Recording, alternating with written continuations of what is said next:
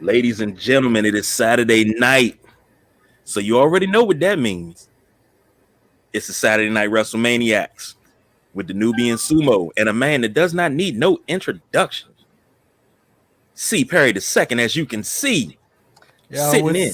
what's Yo, what's good? It's your man C. Perry the second, one of the four hosts of the Straight to Tape podcast.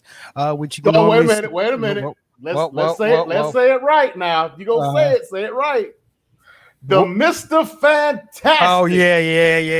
Of the Fantastic Four of the podcast. Yeah. Let me get it right. Yes, I am.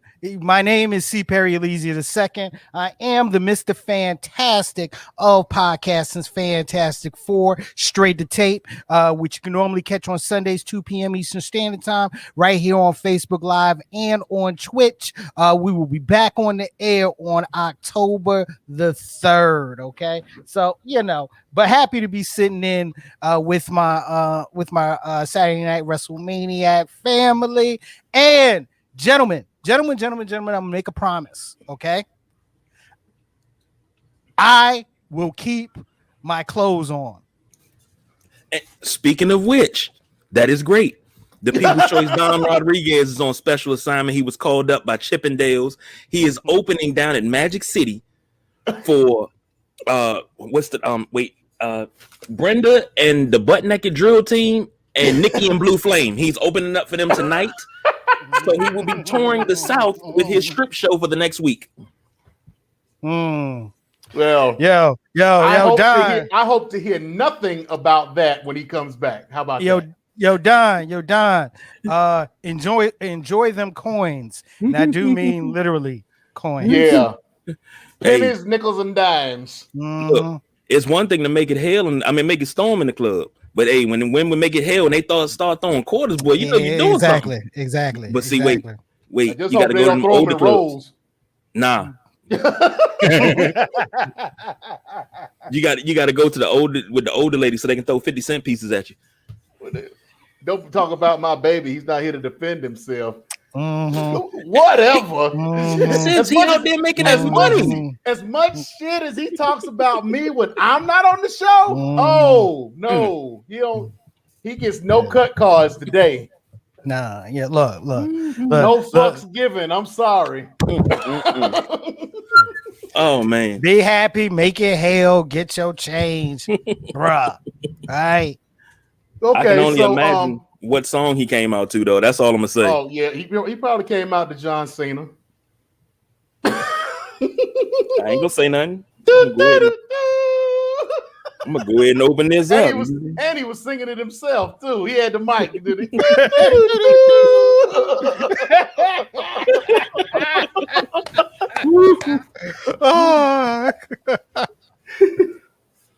Okay, so wait, we hold on.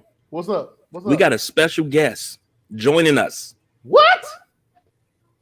None other than Mr. Victor Andrews. Yo, look, this my man Victor Andrews, Mr. Everything. Now, one of the things we were going to talk about tonight was the Black Wrestling's top 500. Okay, and this my man, Vic. What number are you on that list, my brother? This year, I am number 197. Oh! Congratulations, last sir. year I was number 286. I moved up almost 100 notches, so I'm gonna keep climbing that ladder, brother. Keep climbing that ladder. What's going on, fellas? All right, good man. Look, good to have you on the show, man. Good to have you. Look, y'all gotta understand. Okay, I love this brother right here. Me and him go. We go way back. We go way back. I've watched him from the beginning of his wrestling career and taking his wrestling journey, and just to see the growth and where he's at now, man. Look, hey, truth. You're doing yourself injustice. Perry is the reason why I had my very first wrestling match in North Carolina. Legit. He is the reason why I had my very first. I always give the man credit where credit's due. Him and my homeboy Swan, they've been good friends for a very long time. Shout out to Sean Dudley. I moved to North Carolina from New Jersey. I had a couple of shows up there. I moved here, try to find my way around. I ain't know nobody, I ain't know nothing. Perry was like, yo, I know a guy who runs a show. It's called Gouge. He linked me up with Brock, and that's the start of my wrestling career in North Carolina. So Perry, for you, man, I'm telling you, I'll still be sitting in the house twiddling my thumbs trying to figure out which way to go. Man, look, it was nothing. I mean, look, we were doing this independent movie, okay, and we were just sitting around kicking it, and Vic was telling me he wrestles, right, and I was like, he was just looking for an in, and I was like, look, I know a cat. Let me call him. Let me see if I can turn you on him. So I call Grog. Shouts out to Count Grog, the man of Gouge Wrestling, and he said, "Hey, yo, go in and give him my number." Gave him his number. Vic called him, and Vic and dude was like, "Yo, what you do? What was it like? What you doing this weekend?" Yep. Went down first match, and it's been a climb ever since, man. And I know what? Mm-hmm. I want to say it was probably maybe 10 years ago that happened. It's like it was 10 years ago. Yep. And now I am the Gouge Junior Heavyweight Champion. 10 years in the making, brother. 10 years. And it all started because you made that call. You put that plug in. So appreciate you, Barry. I mean, like I said, bro, anytime. But look. 10 years, okay? 10 years. I mean, look, if you can, bro, just tell people about the grind, man. Tell people about the grind. Tell them where from the first time that you wrestled, first time that you stepped in the Gouge ring, and where has this past 10 years taken you? Well, true. Actually, I've been in wrestling business for 12 years. I started in New Jersey. I did 2 years up there. And you trained by who? I trained up there with Lady Lee. Then when I moved to North Carolina, I was trained by C.W. Anderson. And now I'm training C.W. Anderson. Like we do the MMA stuff. We do the boxing. So I show them a little bit of that, how to mix it up really, really tight in the ring. Shoot, man. Since the moment that you gave me that opportunity or linked me with God, I've been on Ring of Honor. I've been on WWE. I've had opportunities with Impact. I've been on NXT. Man, I've been all over the place, man. I've been all over the U.S. I've been in the ring with Billy Gunn. I've been in the ring with Rick, with the Rock and Roll Express. I've been in the ring with Mr. Hughes. Man, listen, it's been a blessing since day one. It's been a blessing, bro. Hey, but I always got to bring this up. Okay, now. You were in the ring with the almighty Bobby Lashley. Can y'all tell the folks? About that experience in the ring with Bobby Lashley? Even better yet, what were you to Bobby Lashley? This situation always comes up, but you know what? It was a big moment. I appreciate it. I made good money. I was on TV. I got to do something stupid on TV, which is amazing anyway. I was Bobby Lashley's sister. So it was a segment where Sami Zayn invited Bobby Lashley's sisters onto the show. Where I know your ass. Yeah. I'm sitting here. I'm like, where do I recognize you from? I was like, oh shit. Okay. That's it. All right. Sami Zayn invited his sisters to the show. Right. Part of the story of how everything went down. And sorry guys, I had a call. Can you hear me? Okay. Yeah, you're good. Yeah, you good. Hold on. Can you hear me now? Yeah, you good. You good. Yeah. Can you guys hear me? Yes. Okay. Yeah. So it was a segment where Sami Zayn invited us to the show to pretend to be his sisters so we could jump on him, and we actually did. We jumped on him for a little bit, but I mean he's the almighty Bobby Lashley for a reason. He laid out all three of us. Yeah. Chased Sami Zayn away. I took a big spine buster, one of the biggest spine busters on WWE history. They still talk about it to this day. In fact, Robbie Brookside just talked to one of the local guys that went up for the tryout in Vegas a couple of weeks ago, and he remembered me from that segment. That segment's been at least 4 years ago. So I'm making some moves, man, making some waves out here. Yep. Look, man, we definitely proud of you. Yo, what you got going on? Yo, I know we talked earlier, but you know, what you got going on? You sound really low right now. I do. What about now? I think it's because of that phone call that came in. Right. Yeah, you're fine. I'm gonna go out and come back in. Okay. All right, give me 1 second. All right, do that. Okay. All right, y'all slipped one in on me. Yeah, bro. That's what's up, though. That's what's up. I like that. I like that. Yeah. I will say this. Perry made my morning this morning. That call this morning made my morning. I will say that. I can hear you guys better. You can hear me?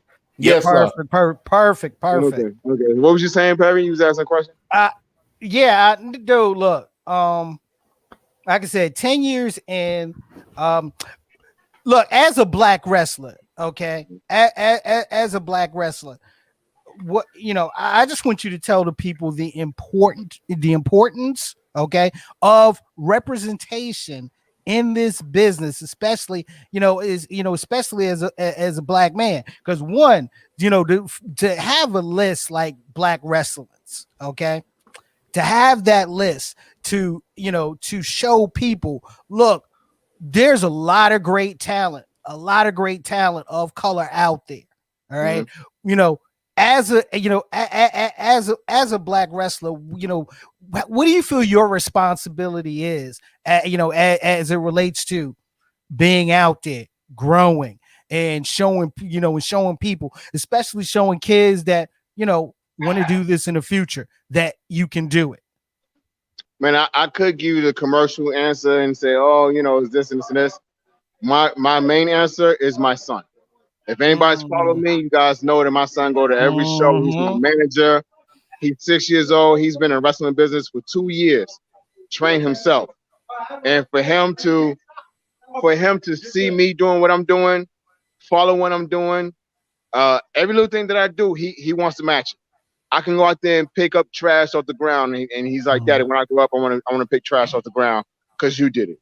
So that's my biggest thing is representing my son, showing him, somebody to look up to, somebody to, admire. Nobody out in the streets, none of these rap artists. It is what it is. To each his own. He has me. You know what I mean? I didn't have my father growing up, but he has me. That's my biggest thing, and a lot of love. Like the commercial answer, it is for a lot of these kids out here in the streets. I grew up in Brownsville. Man, my only two options was to be a sanitation worker or a drug dealer. I'm neither one of those things. I'm a superstar. I've been on TV. I've been in magazines. I've been in movies. I got a series out right now. I'm doing some really positive things. And as a black male coming from Brownsville in Brooklyn, New York, that's a big thing. That's huge. That's huge because, like I said, the only two options was a sanitation worker or a drug dealer. I made it out. I made it out of the norm. I made it out of the narrative. I created my own narrative. So exactly. That's a big thing. One of the greatest things I really appreciated, probably like a year ago, was when the Hurt Business was together. And not the fact that they held all the titles, but the fact they were 4 black men, black fathers, representing black culture, not out here juking and jiving, not out here trying to be thugs, gangsters or walking around stealing stuff. Like, shout out to Crime Time, nothing against them, but the Hurt Business was a pure representation of the culture. They were professional. They dressed professional. They had on suits. They carry themselves in a very high manner, and that's the way we're supposed to be. We're supposed to carry ourselves in a high manner because that's what we are. We all kings out here, and pretty soon, once we get our powers, we'll be gods out here. So exactly. Let's carry ourselves in such. Man, look, yeah. Oh, wait a minute. You at a show right now, aren't you? Yeah. I just finished the match. I beat the crap out of a guy and beat the crap out of another guy, and then the first guy decided to get his revenge and hit me with the chair. So I got a little headache right now. Yo, man. Yo, if Nightstick anywhere around there, man, hit him, slap him in the head. Okay, just slap him in the head. I definitely will. Just slap him in the head. I owe him a couple slaps in the head. He keeps dodging me. I keep telling him, yo, let me and you in the ring. He keeps dodging me. He keeps running. So Yo, man, do me a favor. Tell the folks where they can find you at on social media. Oh, absolutely. The easiest way to get to all my social media is go to my website, www.thevictorandrews.com. That's www.thevictorandrews.com. And if you don't know how to get to the website, or if that website happened to be down, because I haven't updated in a long time, my Twitter, my Instagram is I'm_Mr. Everything. That's IM_MREVRYTHING. Word. Look, ladies and gentlemen, it's the man, Mr. Everything, Victor Andrews. My brother, thank you for coming through. Okay. Thank you for chopping it up with Saturday night Wrestlemaniacs. I follow you all the time, and I hope we were able to, expose some cats to you, and get some other followers. Cause I'm telling you, this man doing big things. I mean, like I said, I've been around this cat for a long time. He's always doing big things. He's gonna continue to do big things. And anytime you want to come through, bruh, I think KG already got your connections. If he doesn't, we'll get them from Perry. And you are invited back anytime you feel like, bruh. Anytime you want to come through, let us know. I appreciate it, fellas. I appreciate it. Yeah, I'm actually getting ready to get on the road in a second. Mm-hmm. I got to drive out to New Jersey. I got 3 matches in New Jersey defending the UPWA Heavyweight Championship. So I got 3 contenders that want to come and take my title, but it ain't happening. They call me the wrestling machine for a reason. My energy does not deplete. So if you don't knock me out in the first 30 seconds, you're in trouble, brother. Well, I'm gonna tell you something. I'm gonna tell you a little something about me. Okay, I've been I grew up in North Carolina. Okay, I've been a wrestling fan since 1974. I'm 51 years old. Okay, I'm gonna tell you, just like I would tell anybody else, any other wrestler, I don't care, indie, starting out, veteran, whatever. I appreciate what you do, brother. And I want you to continue doing what you're doing. All right? And I will be keeping up with you from now on. And I anything you need from me or the Saturday Night Wrestlemaniacs, you got it. Okay? That's what we here for. All right? I appreciate that. Now, I got one question for you. What's good? And this is the question I ask everybody their first time here, especially on the Wrestlemaniacs, presented by the Sideline Junkies. Who's the greatest tag team of all time? Greatest tag team of all time. You got to throw that one at me. I have to, because it's to prove a point. That's all. It's to prove a point. It's a running situation with this show. You have to answer that question, sir. Rock and Roll Express. I'll take that. At least it's not the Killer Bees, Don. We have our usual third says it's the Killer Bees. The Killer Bees. Oh, okay, not bad, but I gotta run with the Rock and Roll. Hey, don't condone that shit. Don't condone that. No. We're not falling for the niggadry up in here. We're not having that. Okay. Yo, if you guys don't mind, check me out. I got a series out called Shift Differential. It's on YouTube, it's on TV, it's on Amazon Prime. Yo, check it out if you don't mind. And I'm gonna give you guys a gem. You ready for this? Mm-hmm. All right. Ladies and gentlemen, this is Mr. Everything, Victor Andrews, and you guys are on live and watching the Wrestlemaniacs. Get right or catch it right. Little sound drop, little video drop for you guys. But I'm gonna go ahead and get ready, get packed up. I'm gonna get on this road. You guys be safe. I appreciate y'all, Perry. I love you, brother. Appreciate you so much. Safe travels, man. Safe travels, my man. Safe travels, all right? All right, guys. Later on, man. Thank you. That was good. That's good. That's some good shit right there, buddy. Pull that over on James. Yeah, because I knew nothing about that. That. And now, you know what that deserves?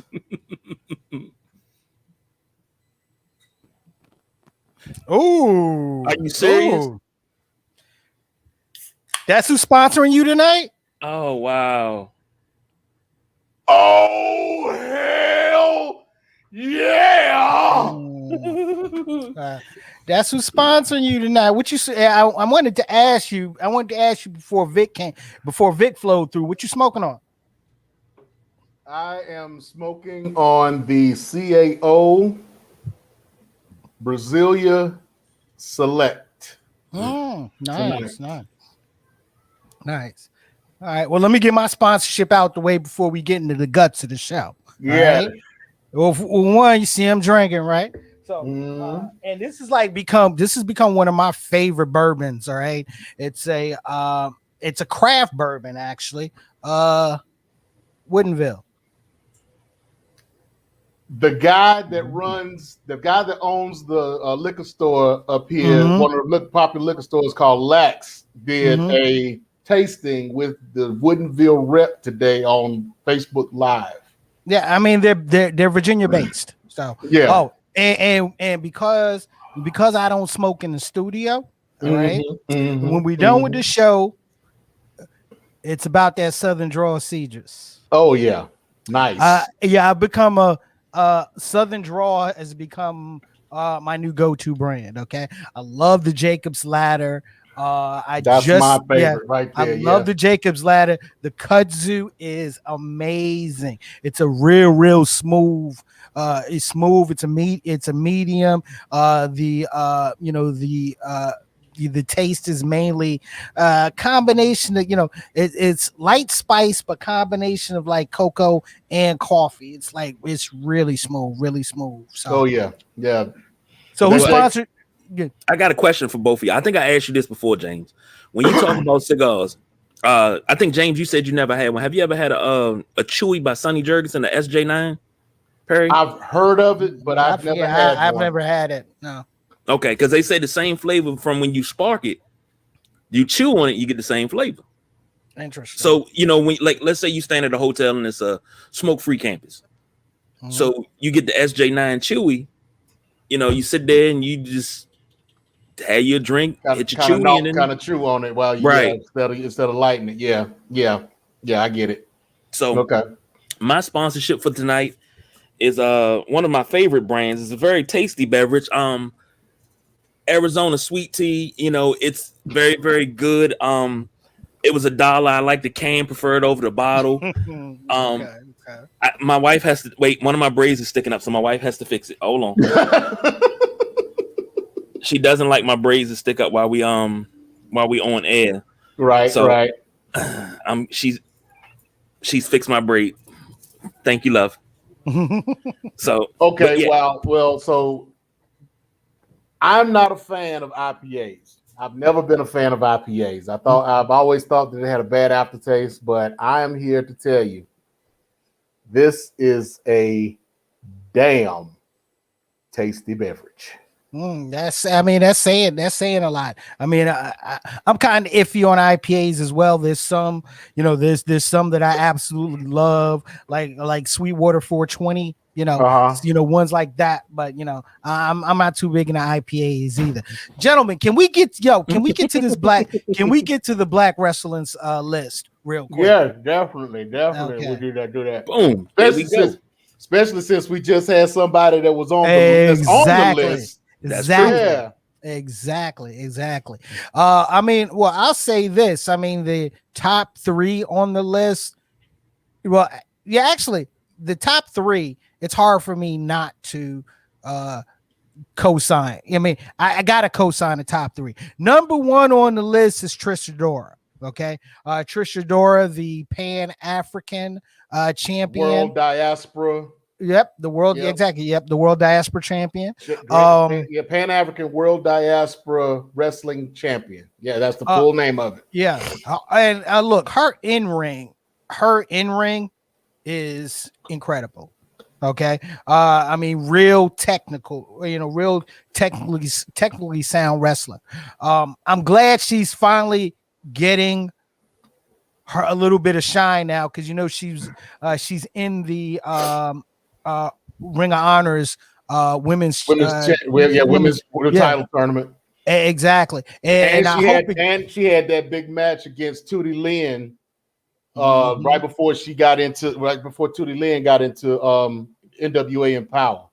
So that's on YouTube, and that's gotten a lot of views on that. So yeah, that was a very good match between. It was the first ever all black woman's Iron Man match. So yeah, if you on the YouTube and you haven't seen it, you need to look it up. Trisha Dora versus Tootie Lynn. And look, Trisha Dora is someone that is going to be getting a major look from the major promotions, and well deserved. Yes. Number 2 on the list, another one that I can't say no to it. It's Bobby Lashley. All right. This is the biggest year. This has been the biggest year and the best WWE run that Bobby Lashley has had, and rightfully so, and deservingly so. Right. Okay.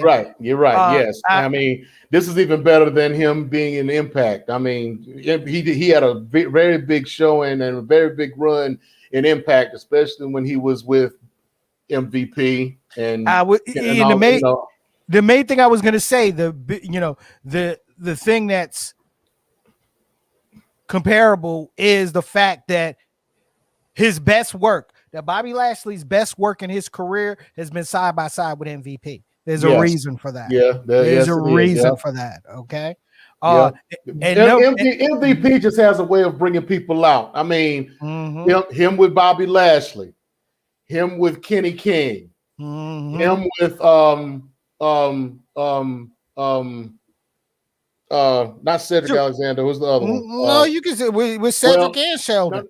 Sheldon Benjamin, when they were over in Japan and tag teaming together. I mean, something. He as great a wrestler as MVP was. I mean, as a mentor and in a management position, he's just as good. Perfect mouthpiece.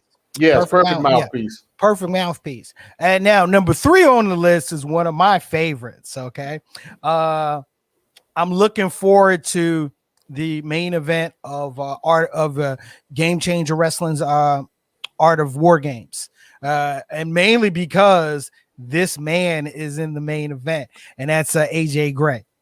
All right, stiff, hard hitting, believable action in the ring, and one of the best, if not the best, ring entrances in the business. Okay, he could. There was a GCW show in Detroit 2 nights ago. All right, and if whenever you guys get a chance, if you've not been exposed to AJ Gray, somebody that should be in one of the majors right now, right? You got to see his ring entrance. You got to see his ring entrance. He comes to the ring to Waka Flocka Flames. Let me do it. And the crowd is so hyped when Waka's music comes on, and the verse, the beginning of the verse, the crowd is, just like you hear on Wednesday nights when they start singing Judas, and the way they're starting to do it with Cult of Personality, hearing the whole crowd spit Waka, and then AJ coming to the ring spitting it too. The energy is freaking incredible. Okay, so definitely somebody keep your eye on. Now I'm gonna be honest with you. I know number 4 was Lee Moriarty, and I am familiar with his work. Okay, yes, I've been watching him here lately too. He's been picking up in the independent scene. He's been doing some work with AEW. I've seen him in Ring of Honor. I've seen him in a few different independents. MLW. So he's getting around pretty well right now. So yeah, but I would not have put him 4. Yeah, that's a little high for me. I would not have put him 4. And the guy that finished at number 7, to me, is someone that deserves to be in the top 5. And that's Jonathan Gresham. That's the pure. We'll get to him. Number 5, Rich Swan, another deserving one. Great, He's had a great run in Impact. Had some great matches with Kenny Omega. Okay. Deservingly. I know you hate the ring entrance. Okay. You hate the ring entrance. Okay. I know. But once you get past the ring entrance, once you actually look at his promo work and once you look at his in-ring, Rich Swan I can't get past the ring entrance. I can't get past his deservingly one of the best. His mics, his work on the mic. I can't stand it. I can't. I just. Leave Don's boy alone. That's Baltimore all day, baby. Yeah, that's Baltimore all day. I'm gonna say, yeah. I'm gonna let him have him too. Alone. Okay. Number 6 on the list was last year's number 1, Bianca Belair. Sorry, I meant Sasha Banks. Sasha Banks. I apologize, Sasha Banks. No, this is the right spot for Sasha.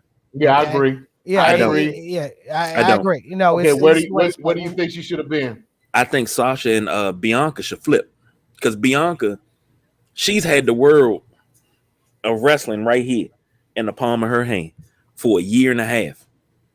Everybody's been waiting. But you gotta give props to Sasha and that title run that she had. Mm-hmm. Yes. But I just think Bianca's title run was a little bit better. But I mean, that's creative. So yeah. So yeah, that's creative. Okay. Number 7, Jonathan Gresham, who I feel should be high, much higher. One of my favorites out there, and he's been for a while. I mean, for him to have come from where he came from, as in the stature of him, I mean, he's one of the shorter wrestlers in the business. He's 5'4". 5'4". I mean, and doing what he does. I mean, for him to be the caliber of wrestler that he is, and for him to bring back, pretty much revitalize the Ring of Honor Pure Championship, which is a dead championship. He took 2 years. He took 2 years in Ring of Honor and bring that title back. And now he's on like a 12-13 title defense run, and every match has been a different outcome. Every match. And I will say this: he's a damn good gentleman in real life. Yeah, we got. Never mind. I ain't gonna put you out in front of company. Oh no, I already know. No, remember, I've been on the show. No, I already know. I know you know. Gresham's a good dude, man. He's a good dude. I didn't mark out when I saw him. I was like, here you go, and I just left. And then I called James and Don. I was like, I just met Gresham, but I didn't mark out when I seen him. But he's a good dude. He's a real good dude. Very humble. His wife too. Another talented, one of my favorite wrestlers on the planet right now as well. Miss Trish Parker, aka Jordan Grace. So number 8, Bianca Belair. We had the discussion portion with Bianca. Major leaps for Bianca. Cutting her teeth in NXT and wrestling some great matches in NXT as well, and then making making that full year jump onto the main roster, and finally them putting the rocket ship on her back and creating history at WrestleMania. The future of the women's division. Bottom line. The future of the business. All right. Yes. No matter what buffoonery and effery that took place at SummerSlam. Oh, you can say it. Say it. I'm trying to be nice, man. I'm trying to be nice. I'll say it. Go and say it. Exactly. Tomfoolery, shenanigans, and fuckery. Number 9, Powerhouse Hobbs. A little high for me. A bit high. I'll say this. I mean, I thought it was high as well. But the potential was all there. Oh yeah, the potential is all there. I am waiting for the face turn because I think the potential of his face turn could be huge. Could be huge. Number 10, and I've seen him wrestle a couple of times, and I am becoming a fan. Frontman Ja. Yeah, definitely a cat that we're going to be seeing. I mean, I've seen some of his work. I've seen some of his work, in GCW. I've seen some of his work on, he has worked. He actually worked AEW Dark a couple of weeks ago with Matt Hardy. The cat is talented, and once again, somebody that we'll be seeing and keeping an eye on in the future. Right. Yes. All right. Do you want to go through the full? You want to go through the full 25? Or you just want to do a little spot check? Oh yeah, we could go through the whole 25. Yeah. There's some notable people in here, and there's also some folks that we need to bring to light. So yes, I say go through the 25. Okay, so 11 is Big E. Goes without saying. Hopefully, Big E, will finally get a good run, a good singles run. Yeah, we think we have our theories on the show about what Big E is going to end up doing. So we're looking for big things out of Big E. Number 12, Isaiah Swerve Scott. The reason I watch NXT right now. Okay, the reason I watch NXT right now is to see Hit Row. I'm still, trying to get into Hit Row. I haven't, I've been into them from the jump. I got it. I got it. I understood it. Okay, and it's work to me. It's worked perfect. Especially as Swerve finally started to bring out his personality. Okay. See, if I hadn't seen AJ Francis on that other show, the WWE Lost Treasures, I'd probably be able to get into it more. But that kind of messed it up for me. I've been a Shane Strickland fan since his days in Combat Zone Wrestling. Since his days as Kill Shot in Lucha Underground. That match between him and AR Fox was that where he went out of Lucha Underground. That was something else, man. The match when he wrestled Matt Riddle for the MLW title in the MLW relaunch and won the MLW title. Right. I mean, to me, Swerve is one of those that would fit in perfectly on the main roster if they treated it properly. Right.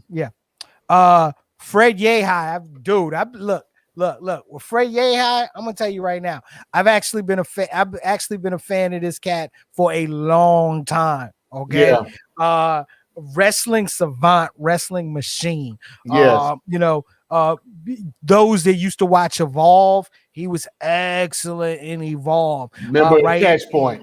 Yeah, Catch Point, exactly. Yeah, I mean he's in a faction with Matt Riddle. Mm-hmm. He's in a faction with who's the Timothy Thatcher. Timothy Thatcher. Mm-hmm. But I'm thinking about the one that's with Otis right now. Who is he? What's his name? Are you talking about what Chad? Chad. Chad. No. I'm sorry. Not with Otis. The one from Philly. The guy from Philly. Dang, I can't think of his name. I can't think of his name right now. But I'm drawing a blank. Okay. But Catch Point was a group of Hot Sauce Tracy Williams. Tracy Williams. That's not what I was thinking of though. But you imagine a whole group of nothing but technical wrestlers. All of them might have been trained by Billy Robinson or Frank Gotch or somebody like that. A whole group of them like that. And he's the only black guy in the group that can hang with the rest of them. So he's incredible. I mean, but now that match that he had in Ring of Honor with Jonathan Gresham was an instant classic. So I love seeing him wrestle. I don't know Now, what's up with the sunglasses with the one lens out, but I let him have it. But I dig it. I dig it. I dig it. I dig it. I dig it. Now I'm be honest with you. I'm not too familiar with Darius Lockhart's work. I'm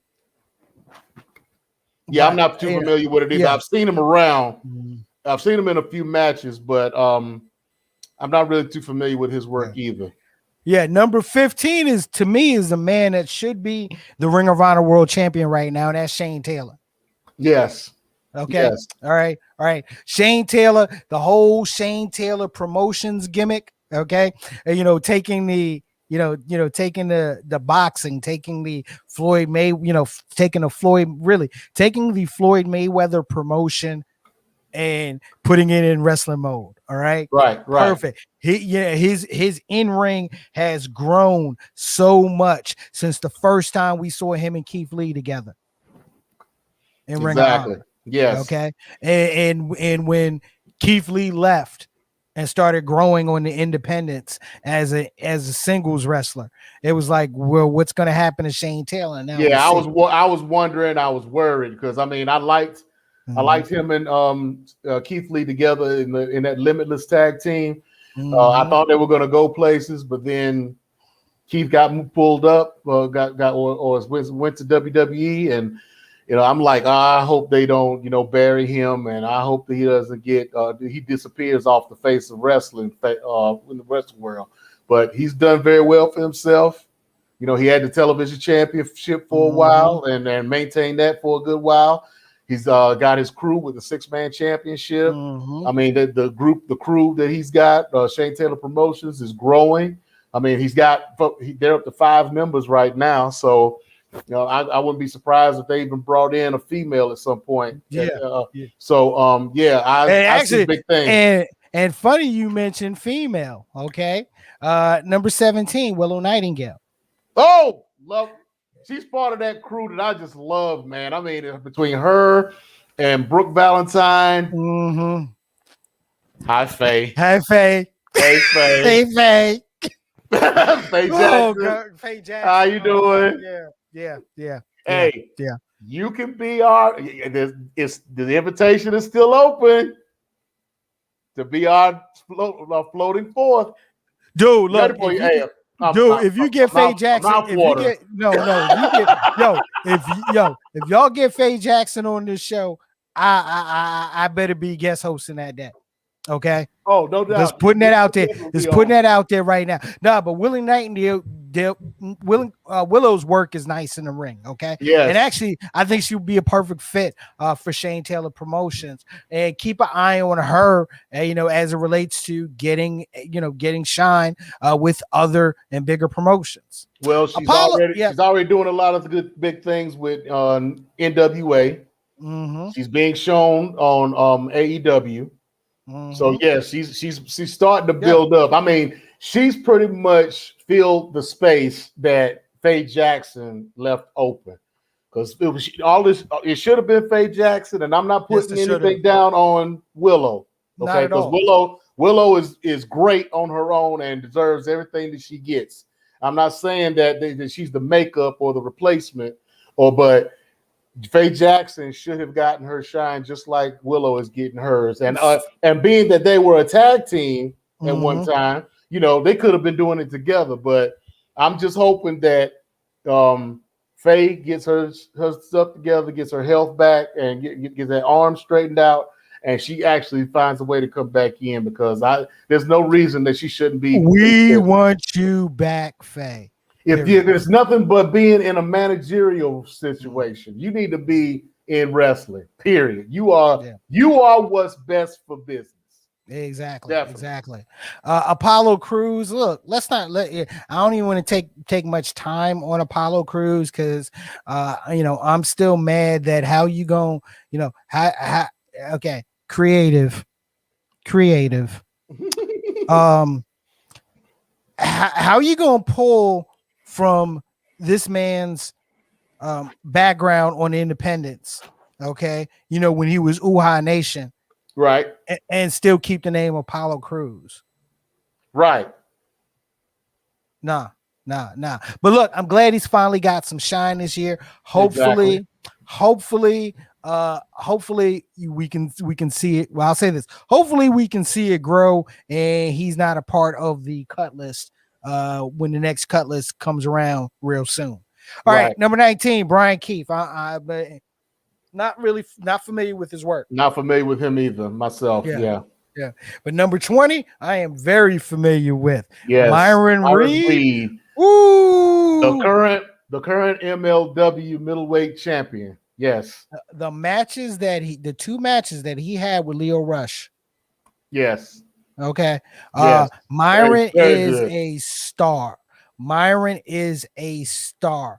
And, I don't know how long that contract is with MLW, but once that contract runs out, AEW and Impact need to be knocking down the door. Notice there was one promotion that I didn't mention, and Exactly. I'm not gonna mention them their asses anyway. Please don't.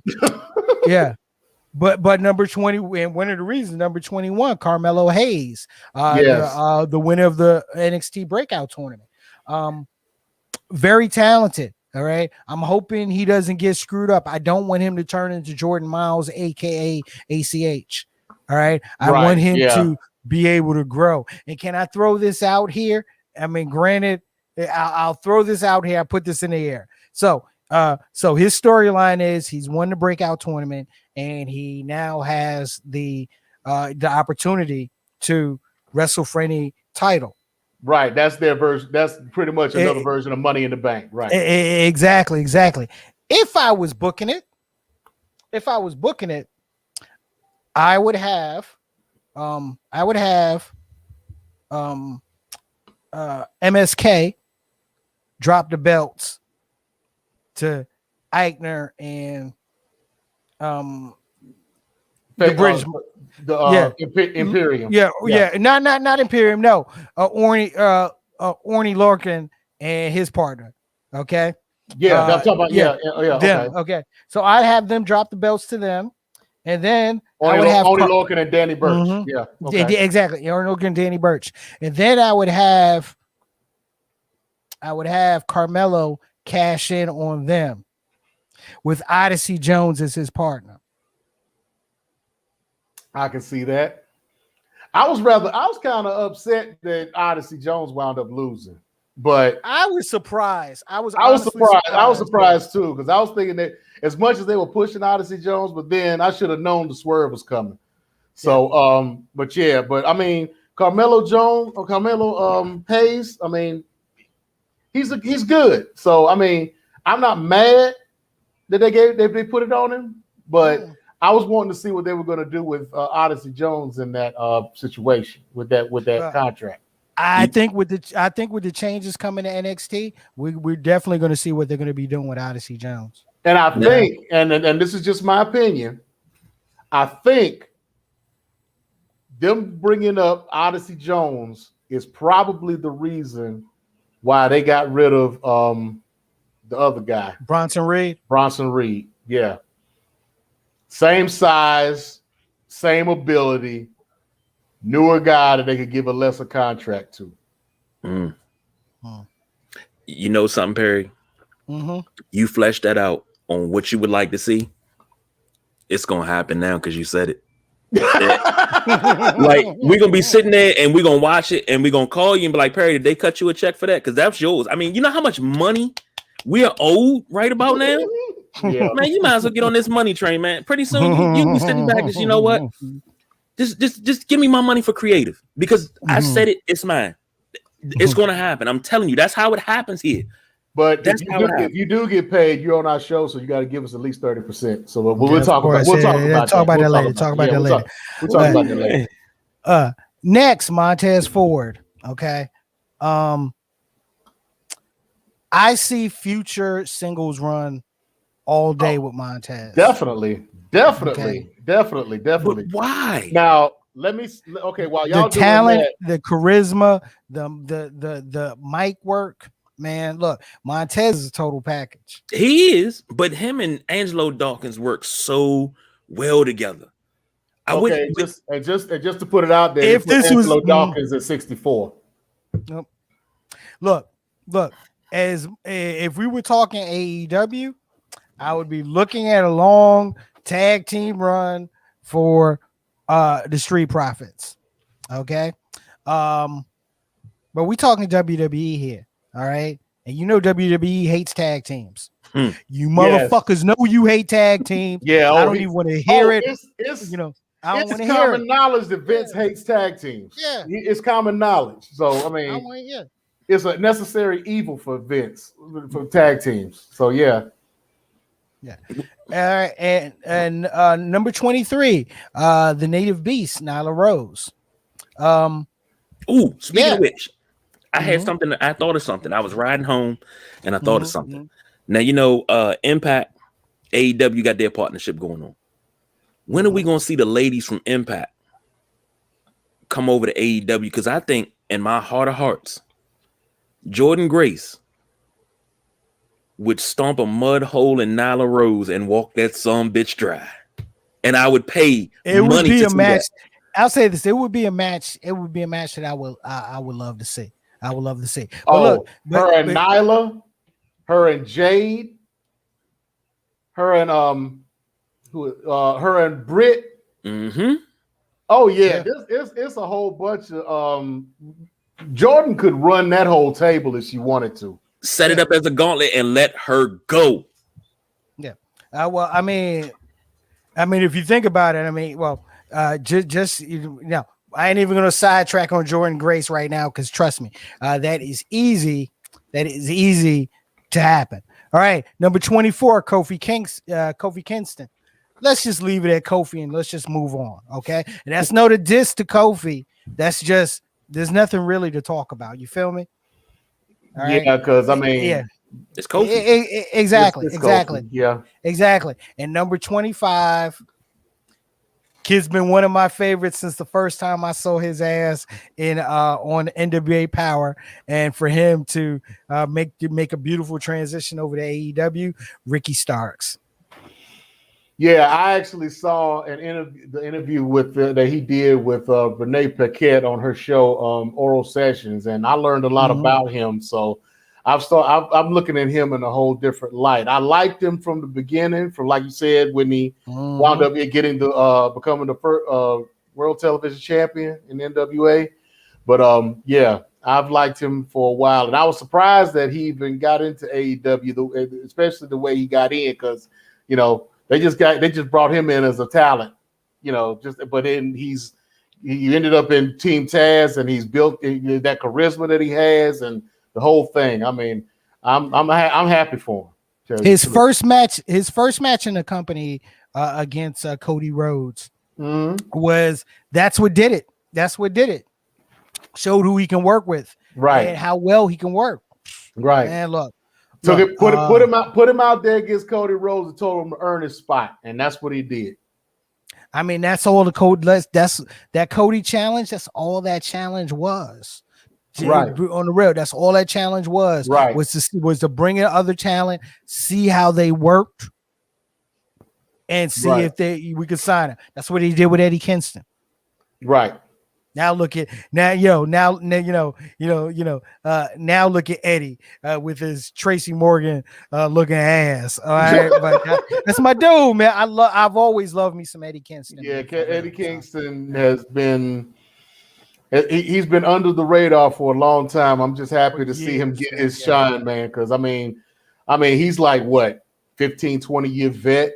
I mean, yeah. The man came from homelessness. He sold all of his ring gear just to stay alive. You know, he got into AEW. He had to borrow boots and just wear like sweatpants and t-shirts and whatnot just to get into the ring and try to earn his trade and earn his spot. So you can't do nothing but respect the man, because I mean he's a hustler. Yeah. You know, he just gets it in. He's grinding. You know, he's the definition of grinding when it comes to professional wrestling. So yeah, you can't do nothing but respect it. Exactly. Can I put a bow on this, guys? Oh yeah. Look, Black Wrestling Excellence. If you're a wrestling fan and you're a Black wrestling fan, as we said, as we had number as we had number 197 on the show with us today, Mr. Everything, Victor Andrews. You want representation, okay? And you want representation, and you want to see black wrestlers grow. All right. And so I know I'm going to be paying attention to this list from here on out. Okay? Oh yeah, no and, doubt. And as wrestling fans, not just as black wrestling fans, but just as wrestling fans, period, y'all should as well. You know what I mean? Yes, definitely. Most definitely. Fully endorsed by the Sideline Junkies Wrestlemaniacs. Fully endorsed. So where we want to go next? Let's see. You know something? We're already on this black excellence tip, right? Might as well, we might as well take it down that Nubian road. See, hey, we need to keep this man. We need to keep this man around. You know what I'm saying? You know, that other guy would have threw me under the bus and called it a compliment, but this man here, I mean. Keep it mellow on Don, man, because his people might be watching and they might get upset. Let's stop. His wife has already chimed in. Talk about don't I talk know. bad about it. I know. Man, come on. So let's not do that. Let's not do that, man. Keep it flowing, bro. All right, I'll lay off of him. I usually lay off of him because I don't want to give him the rub, but you know what's gonna happen. He gonna find you, James. Don't do it. He gonna find you. I could care less about him. I ain't even gonna call his name. I don't even give him the pleasure of calling his name. How about that? Okay, ladies and gentlemen, this is That's So Nubian. I got criticized yesterday, or was it today or yesterday, KG, that I got criticized for being long-winded? That was yesterday. That was yesterday. Okay. So because we got so much going on today, I'm going to keep this short, and I'm going to talk about NWA 73. Last time we talked about the NWA Empower because it was on and we were talking about it as it was going on. Very impressive show. Mickey James did an excellent job on it. They had the follow-up show on for NWA Power, where they followed up on everything, and all the champions came out and all the significant storylines were brought up. So that put a little nice cap on it to get ready for the rest of their shows and the next show that they're going to come up with. But let's just go into the card that they had for NWA 73rd anniversary. So it started off in the pre-show with the Hex, Marty Bell, and Allison Kay, who are now the NWA World Women's Tag Team Champions.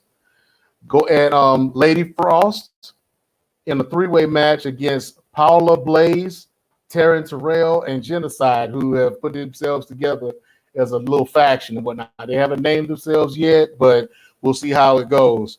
The Hex wound up winning. The Hex and Lady Frost wound up winning, and the way they did it was they had Allison Kay and Marty Bell doing most of the work, with Lady Frost just not taking tags and just standing outside the middle of the ring. So Allison Kay was about to get the win. Lady Frost got the blind tag and wound up getting the win off of Allison Kay and Marty Bell's finisher. So that's turned into a little tiff between those three. So we're going to see where that goes on that. The second match on the pre-show was Colby Carino, who was the one who wound up winning the Champions Series for his team, going up against PJ Hawks, who was one half of the tag team called Hawks Air, who's his father is his tag team partner, Luke Hawks, who's a veteran in the wrestling business. And PJ Hawks wound up winning that match. There was a three-way in the first match of the show itself between Crimson Tom Latimer of Strictly Business and Tim Storm, former world heavyweight champion, where that they called the Brawl in the Lou, where Tom Latimer wound up winning that match. Mickie James wound up having her first match in the NWA against Kylie Ray, and that was a pretty impressive match. Kylie Ray is a very, very skillful wrestler. Almost remember Bailey? If you could think of Bailey before she turned, she was Bailey times 10. I mean, she's happy-go-lucky, just happy to be there. Just smiles all in the ring. And then she gets to the point where she gets angry, and she has this little turn and whatnot. But then she pops out of it, and she's so happy again. Just all over it, just bubbly, and the whole thing. So basically, she bipolar. Yeah, pretty much. She can be. Let me ask you this. Wait, let me ask you this. Now, when Bailey was a hugger, Bailey, she looked like Bailey. You know what I mean. Comparable. Okay. Right there. Right there. They right there together. I mean, I would put Kylie like maybe a step behind Bailey. But she's right there. Okay. Same gimmick. Same gimmick. Gimmick. It's pretty much the same gimmick, but like I said, it's Bailey about times 5. Yeah. But he's talking about something else. But anyway, I know. So even though the match was a very good match, Mickie James did wind up winning.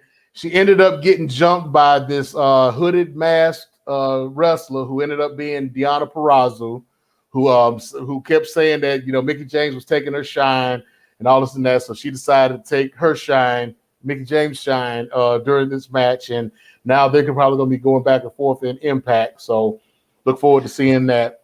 Speaking of which, that they did on this week's edition of Impact, they showed the clips from Empower. No, definitely. Yeah. I mean, you got their Knockouts champion in there. Of course they're going to and they were pushing the pay-per-view. So of course they're going to show clips from it, and I'm sure we're going to see more of a back and forth with them in that relationship. So moving forward, so yeah, I look forward to that. Seeing who comes back and forth between the two. So next matchup was the Masked Man, who they're calling Scion now. Tyrus and Jordan Clearwater versus the Pope and the End, who is tag team Odinson and Pero. And Tyrus's team wound up winning that match. You had Chris Adonis, who is the national heavyweight champion, defending his belt against James Storm. And there was some shenanigans going on in that. So Chris Adonis wound up winning that match. There was a 12-person battle royal for the number 1 contendership for the national championship, of which they wound up putting together all of the like mid-card and low-card wrestlers in NWA, which kind of upset me. But then they wound up bringing in a 13th man, who is this guy named Judas. And he was managed by the Sinister Minister, Mr. James Mitchell. And they brought him out, and he came out, and he wound up winning. So I'm not familiar with Judas, but I am very you are familiar with him. Extremely familiar with him. Okay, I'm an old school NWA Wild Side and NWA Anarchy fan, and Judas was a character called Michael Judas, who was the former Wild Side champion, former Anarchy champion. I've seen him in, let's just say this, I've seen him in some excellent matches. One especially against a Another wrestler that I used to like, his gimmick back in the day was the Universal Soldier, Phil Shatter. Okay, they left on Anarchy. They ended up going to TNA as Gunner and Murphy. Okay. Yeah, Murphy being the taller cat. Okay. And then because I knew I recognized it, but I couldn't figure out where I recognized it from. So then of course Gunner ended up going to the WWE, and he's who everyone knows as Jackson Riker. Right, exactly. Yeah. And he had a nice run in TNA for a while, and then wound up going. Yes, definitely. Yeah. Okay. Yeah. So I've been a fan of the Michael Judas character for a long time. I mean, it's a supernatural Undertaker like character. Yes, he did remind me a bit of he did have some Undertaker-esque aura to him, especially with James Mitchell with him. So that added to that evilness that he was supposed to be exuding. But I want to see him in something else other than with those guys that he was with. I mean, like I said, I was kind of disappointed there weren't any bigger names in that battle royal. The biggest name in that battle royal being JTG. Oh, you mean Jay the God? Jay the God, right? Jay the God. Look, I apologize. I want them to give Jay the God a push, okay? Because when I saw him in the NWA National Heavyweight Title Tournament, he, for like the first time in his career, impressed me with his in-ring. He was in a match with especially the match with him and Fred Rozier and Red Rossa, and I forgot the cat. He's a American luchador. I keep on forgetting the cat's name, but he impressed me in that. His NWA. In NWA, yeah, and his in his mic work for like once. Oh, you're talking about El Rudo. El Rudo, yep, yeah, Rudo, Sam Adonis, Sam Adonis, yeah, exactly. So, but no, look, it sounds like that this battle royal was just a vehicle. It was a vehicle for Judas. Yes, exactly. Definitely. And which I wound up figuring out after he came out, because I mean, I'm like, why do you have all these people in one ring? I mean, and I was expecting, if it had stayed the same, I'd have expected Jay the God to take that match. But when Judas came out, I was like, okay, I get it now. Okay. So the next match on the card was the NWA Women's Championship match between the champion Camille and the winner of the Women's Invitational, Chelsea Green. And Camille came out on top of that, so she's still your champion. The NWA World Tag Team Championships was on the line with champions Aaron Stevens and JR Kratos versus the La Rebellion, Mecha Wolf, and Bestia 666.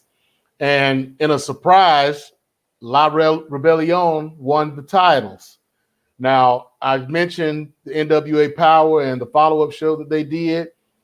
They did an interview with La Rebellion, and they made mention of the tag team tournament that they were putting together, which they've actually put together. Like, these are made up tag teams, no established tag teams, just two singles guys that they put together, a bunch of two guys singles, and they just put these teams together and put them in a tournament.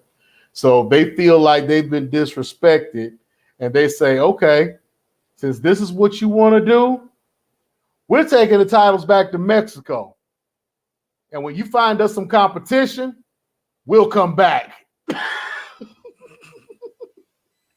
So that's going to be interesting to see the NWA World Tag Team Championships in AAA, and to see if and how the NWA is going to fill that void. Are they going to start sending NWA guys over to AAA, or are they going to just let them defend against AAA tag teams, and then eventually have somebody who comes over that's worthy and bring them back? So we'll see how that goes.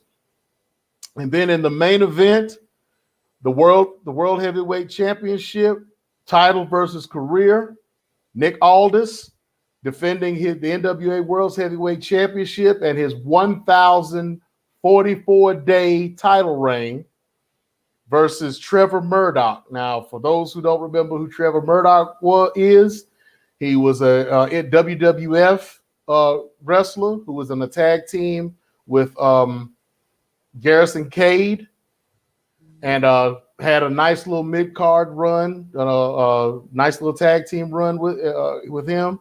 Wound up leaving and kind of going into obscurity, but in the independents, kind of got out of the business for a little bit, came back. When NWA came back, he came back with them, and has been on a nice little title run, won a tournament for the number one contendership. Also was one of the members of the team that wound up winning the championship series. So he got his title match for any title that he wanted, and of course, he wanted to go after the world championship. He was trained by Harley Race, same as Nick Aldis. So that's how they met in training under Harley Race. When Trevor Murdoch came out, he actually had a replica or a jacket made that was just like Harley Race's ring jacket that he used to wear out. And so he was dedicating the match to Harley Race. And your new NWA World Heavyweight Champion is Trevor Murdoch. So they're looking to, he's very proud of the fact that this is something that he's been working for or working toward his whole career. He's finally made it to this goal of his, and he's just looking to see who's going to be the next person to challenge him in his first title defense. So good for him. Proud to have him as NWA World Champion, and we'll see where it goes from here with him. Now, going on to NWA, not NWA, but New Japan Pro Wrestling. We haven't talked about New Japan in a while. They've been having a lot of things going on. The Wrestling Grand Slam has pretty much ended, and they're working on now the G1 Climax. For those who don't remember, as I've been talking about, the G1 Climax is the annual tournament that they have every year to determine who's going to be the number one contender for the now IWGP World Heavyweight Championship and the main event, one of the main eventers for Wrestle Kingdom. So I have not seen who the card or who's going to be in the tournament, but we will find out at some point who that will be. Now, there are some interesting things going on right now. You have, as far as New Japan is concerned and some of their members, Kojima is supposed to be wrestling John Moxley at the All Out pay-per-view. You got Minoru Suzuki, who is on an American tour. He's going to different independent companies all over the country. And he actually has a match against Jonathan Gresham at GCW on September the 17th, next week. So I look forward to seeing that. You got Hiromu Takahashi, who is going to be getting his title shots here soon for the Junior Heavyweight Championship, and he's going to be doing some American tours here soon. You've got the Autumn Attack. It's going to be September 25th and 26th in the Dallas-Fort Worth area for New Japan Strong. It's going to feature Ryusuke Taguchi and Taiji Ishimori. You're also going to have the New Japan Showdown in October 16th and 17th, which is going to feature Will Ospreay, Minoru Suzuki, Lance Archer, Jay White, and pretty much most of the roster for New Japan Strong. And that's going to be in Philly at the 2300 Arena. A lot of interesting shows coming out of Philly now for some reason. MLW is doing a lot of shows there. You got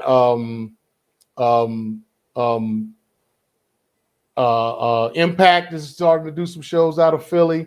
You got there's a lot of different organizations, and then on top of that, you got a lot of independent shows that are going to be doing shows during All Out Weekend. They're using the All Out Weekend just like they are for WrestleMania now. So it's going on. It's going on right as we speak. GCW is doing a lot of stuff in Chicago right now, based around the All Out pay-per-view. And let's not forget, tomorrow afternoon, one of the things that I always love about GCW is these signature shows. These signature shows that are based around or hosted by wrestlers. So tomorrow is Effie's Big Gay Lunch. Big Gay Brunch, and the Effie shows. I've watched a couple of Big Gay Brunches. From previous Tempo weekends, whether it was All Out a couple of years ago, or normally WrestleMania weekend. Okay, and these are fun shows. Okay. I enjoy the For the Culture shows, which is the all black shows.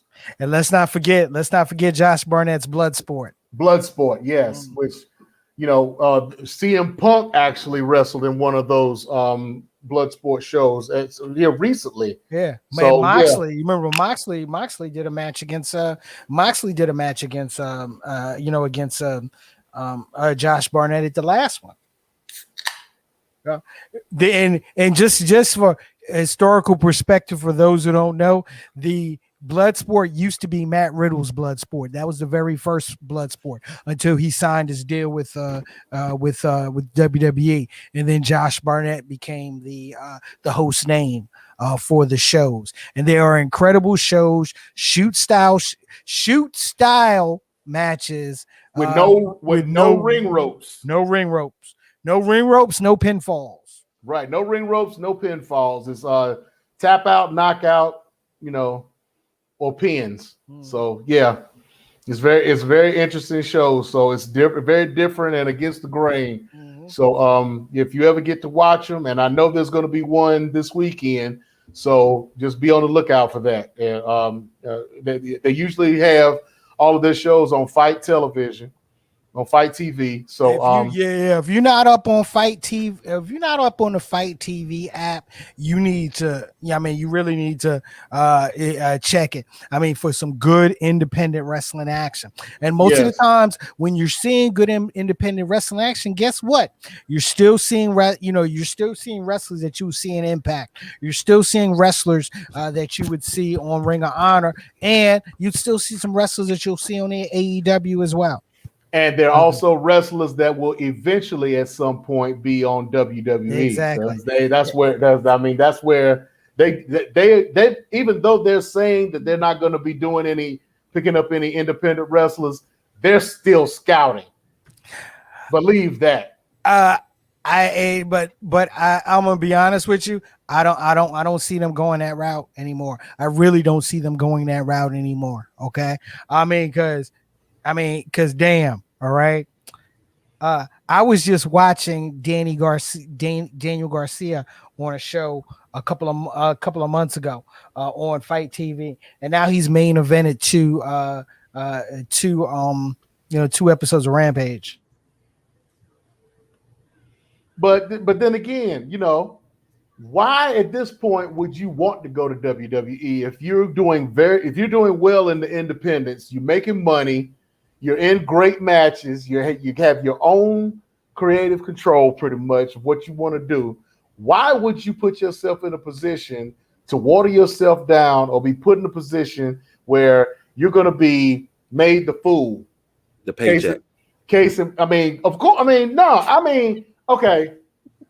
If you're wrestling if you're wrestling independents, right? I'll make an example. Okay, Kenny Omega. Okay, Kenny Omega has done very well for himself in the independents. Okay, New Japan, AEW, DDT. You know, all these, all the smaller independents. But you know, when he was first getting started, building his name up, he gets a chance to go to of course, WWE is looking at him. Why wouldn't they? You know, but why would he give up creative control? He can do pretty much what he wants, how he wants, whenever he wants. Now, give him another 5 years. That's when you go to the WWE and put your retirement money together. Oh, so you basically treat the WWE the way people used to treat the Washington Redskins. Exactly.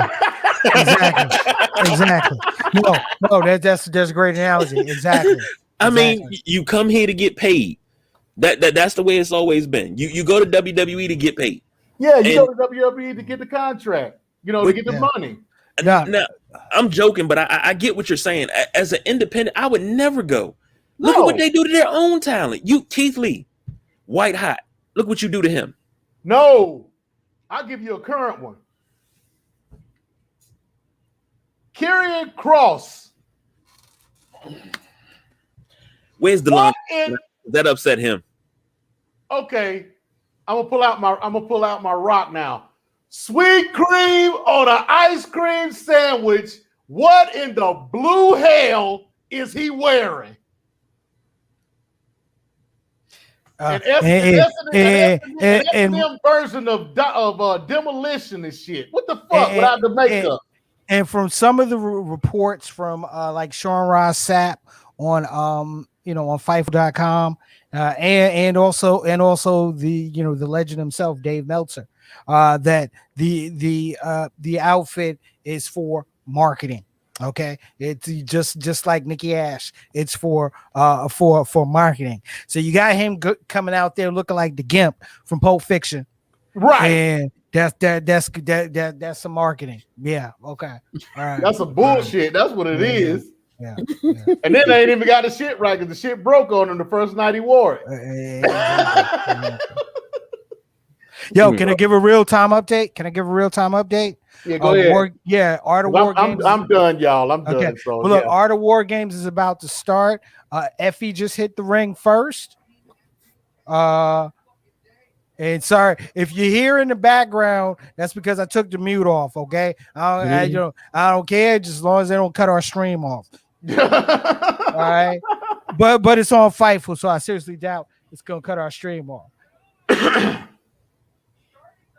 Okay, so the match for those GCW fans that we have out there, the match is going to start with Effie versus Gregory Irons. Oh, I haven't heard that name in a while. Yeah, well, the Art of War Games is is the Murder Death Crew, which for this match is going to be Nick Effing Gage, Effie, the second ring crew, which is their tag team champions, Mance Werner, who we will be seeing in a major federation. Trust me on that. And Matt Justice, and of course the homie AJ Gray. I'm waiting for his ring entrance. Okay, versus 440H. That's the heel group from Ohio that Jeremy Irons is a part of. That's led by Ricky Shane Page. And so yeah, this match is gonna be brutal. All right, but like I said, I'm just waiting for AJ Gray so I can hear that Waka Flocka and watch the crowd just go ape shit off of it. All right, right. But look, just on the segue tip, because you mentioned the Washington Redskins, right? Yo, KJ. Yes, sir. Yo, man, can you go into your what's the big deal real quick? Well, shoot, I don't have anything. I mean, y'all done hit everything. I ain't got no what's the big deal this week. I ain't got no what's the big deal because I mean, you did. Okay. Well, you did mention. I'll give you something to talk about. Mm-hmm. Okay. Cam Newton. Yes. Can I build off of that? Ooh. Can I build off of that? Okay. So right now, we in cut season for the NFL. Okay, and the WWE has been in cut season like all year. Okay, I mean, can you talk about the differences between the NFL and the WWE as it relates to cuts, as it relates to releases? Well, the difference is the NFL, you got to cut. Tuesday was the day to cut down from the 85, 90 men to 53 man roster. WWE cuts their roster down on a regular basis to quote unquote save money because they're hurting. NFL cuts happen because players don't work out in the system. They underperform. And apparently in a few players in Jacksonville and Atlanta, also in New England, allegedly were cut because they wouldn't get vaccinated. Yes. So, that's allegedly, allegedly.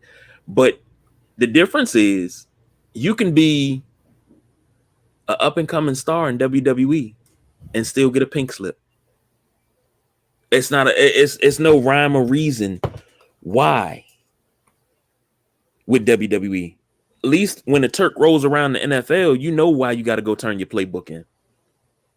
I didn't perform well in preseason. I didn't, perform well during training camp. I didn't perform well in mini camp. When it was time to put pads on, I didn't perform well. WWE has a problem. They cut talent too early. And then that talent goes elsewhere and flourishes. And that's pretty much that's like Washington sports. Cutting talent too early. And they go elsewhere and flourish, win championships. Or, you bring a guy in who's just here to get paid, and then, he up and leaves his burgundy and gold suit in the corner, and you still paying him for another 5 years. While he's playing up north in Baltimore. So yeah. That's the difference. It's not much of a difference, but WWE got more money problems for $1 billion company that always operates in the black. And that's baffling to me.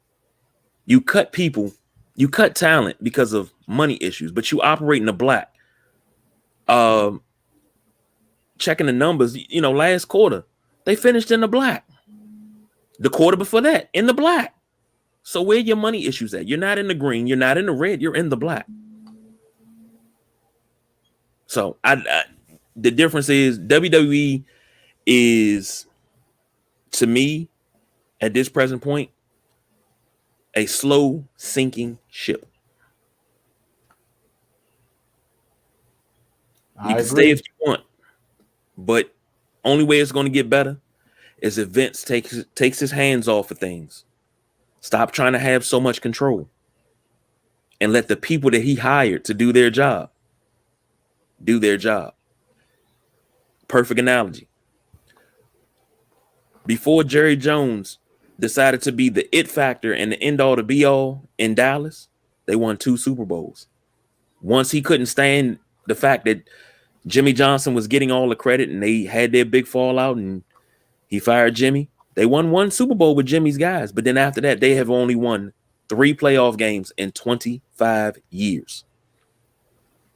WWE is headed down the Dallas Cowboy path.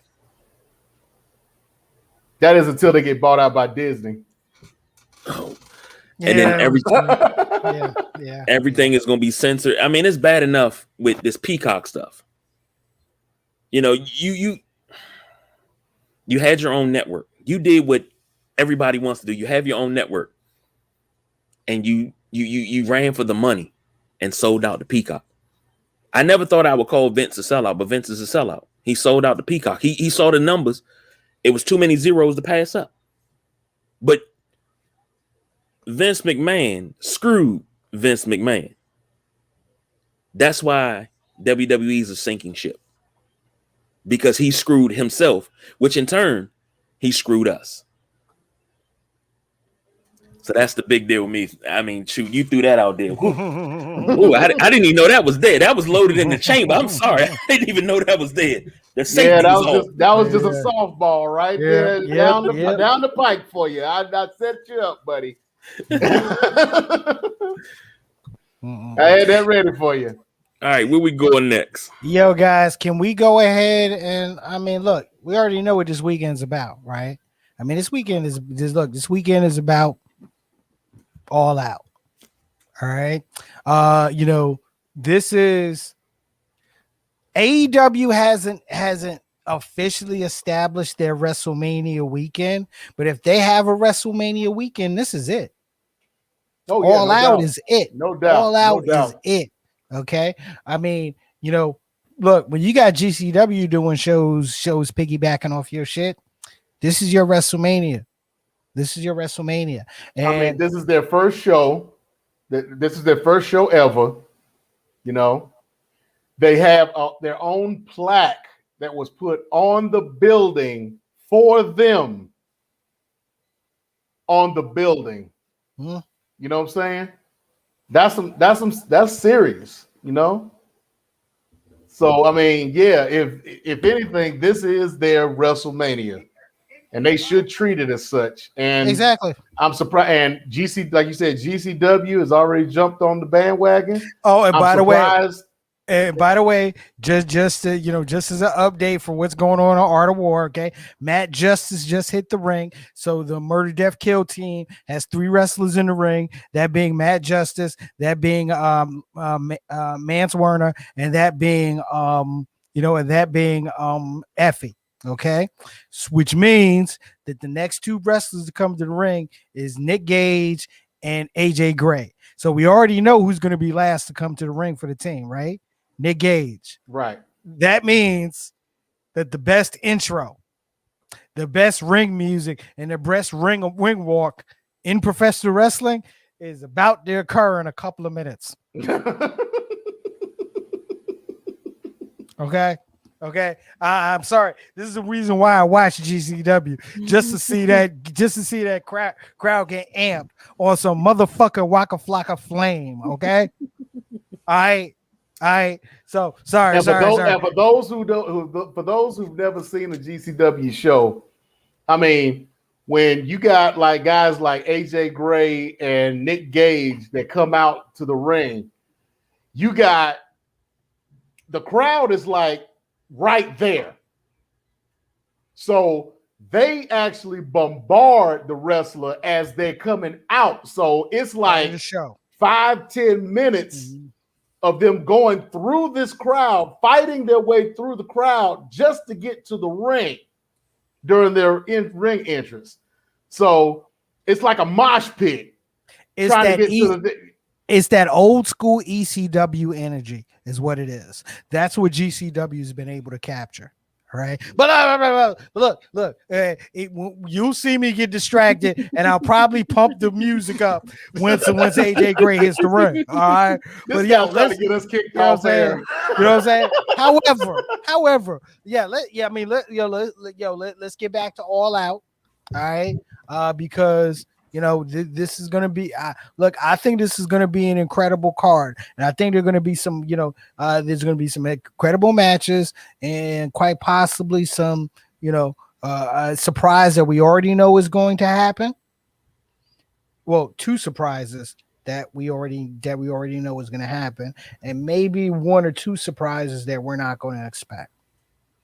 Oh yeah, this is the show that's gonna go down in history, pretty much. I mean, you already got CM Punk in his first match in Chicago against Darby Allin.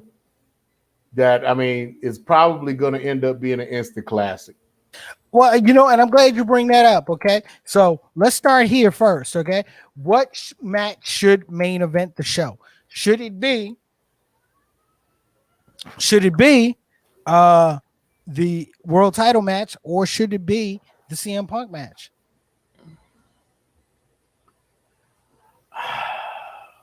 It's Chicago. It's Chicago. It's Chi-Town. Make it CM Punk. I think they'll make CM Punk the semi-main. If you make him the main, the roof is gonna blow off the building. Yeah, but if you make him semi-main, it blows off the building and it sets up for the world title match to get them hyped to get ready for that match. Or if you make that the semi and make the world title match the main event, then you could set up a surprise. Right. At the end of the show. Okay. But look, let's try to get some predictions out the way while we here, guys. Okay. So let's start with the you know what? Let's start with the Battle Royal. I don't even want to talk, I don't even want to talk about, we ain't even got to do the buy-in match, the Hardy office, versus the Best Friends, whatever. Okay. Before we get started, did him bring his picks in? Do you have him's picks? You talk about him from Powerpuff Girls? No, I'm talking about him. I know what him you talking about. I know you know who I'm talking about. Him, but when you said him, I told you I'm not gonna call his name. When you said him, the first thing I thought of was the little devil from Powerpuff Girls. And that's a damn shame in itself. But you got kids that age, so hey, man. Even though I'm partial to the Powerpuff Girls, you don't understand, man. But no, he has not turned his picks in yet. Buttercup was my girl. I'm sorry. See, I was a Mojo Jojo fan myself, but yeah, same here. he has not turned his picks in as of yet. But I'm sure we'll have his picks before showtime. So we don't have to worry about him. Okay, continue, Mr. Perry. So the casino, the 21 woman casino battle royal. Of course we got some, of course we have most of the roster. All right. So with this one, instead of picking the winner, okay, usually the Joker is the surprise person or the debut. Yeah, the 21st person is always the surprise, right? So are we in agreement on who the 21st person is going to be? I think we are. We could be. KG is looking like he might not know. Because I mean, maybe your 21st might be my winner. So I'm just saying. Okay, please elaborate, sir. Yeah.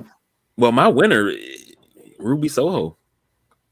You don't have this big of a yeah. So you don't have this big of a lead up to have her lose. You can't take this momentum that you got and just stop it. Nah. Ruby Soho will win this. She may be 21, but she gonna win it. Oh no, 21. The way they set this up, 21 is usually the surprise and is the winner. Unless you're Leo Rush. Unless you're, I was about to say, unless you're Leo Rush, right? PG County, stand up. A wasted 21 all together, all the way around. But I mean, as much as I like Leo Rush, I mean, for somebody who is supposed to have been retired like 15 times now, he still got his deal with GCW. Hold up. Oh, here we go. Here we go.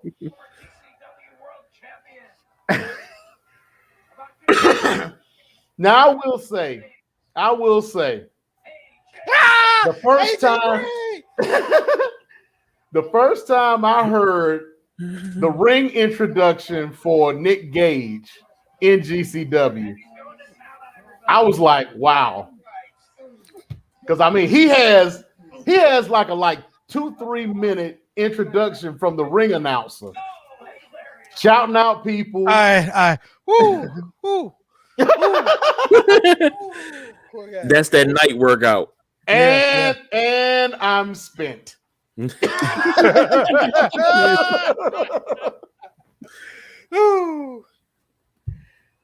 that night workout right there. That's what that is.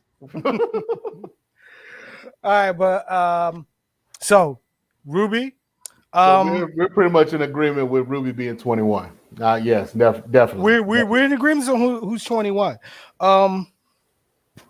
It would not surprise me if the Joker, being Ruby Soho, doesn't win. Oh, I would be surprised at that either. Yeah, I wouldn't be surprised. I personally, fantasy booking, I wouldn't let her win. Exactly. I'm the same way. She doesn't need to win. All she needs to do is debut. All she's got to do is show up. Okay, but here's my thing. Now let me correct me if I'm wrong. This is for a shot at Britt Baker in the title. Exactly. Right? True. You don't think that her and Britt Baker would do numbers? Oh, no, her and Britt Baker would do numbers. But what's the point in making Ruby Soho the winner when you know that match is going to end up happening? You want to give this win to somebody who needs the push. And then I can say my pick. Ty Conti. Okay. I can see that. Yeah, Ty Conti. I mean, look, they've been pushing her. They've been pushing her heavy.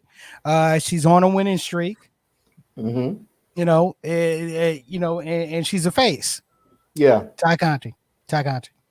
That would be my pick. Okay. My pick, her tag team partner, Anna Jay. Anna Jay just came back. So yeah. Yep. Yeah. So are these official picks? Mine is official. Mine is official. I say Ruby. So we got 3 different ones here. I'm okay. Okay. All right. So next, Paul White versus QT Marshall.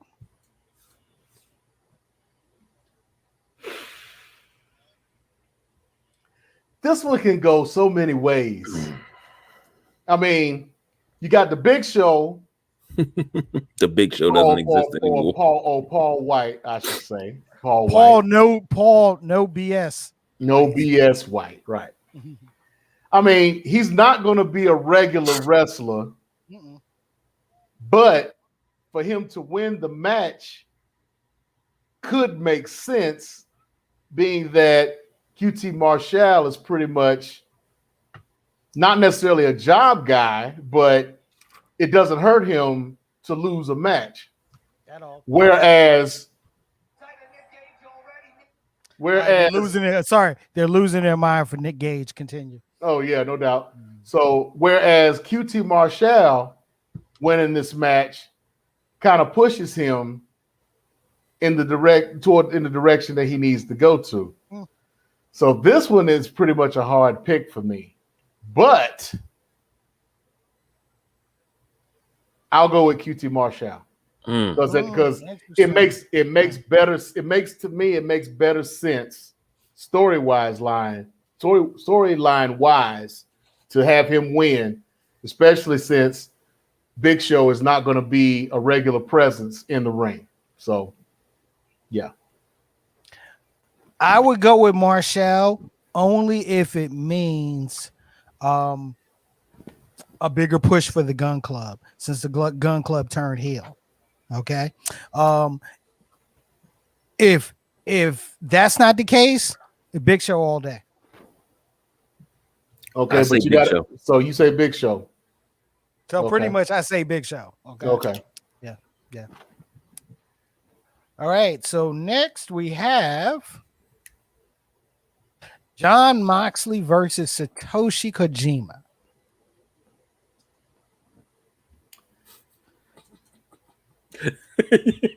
James, you just look like you stopped.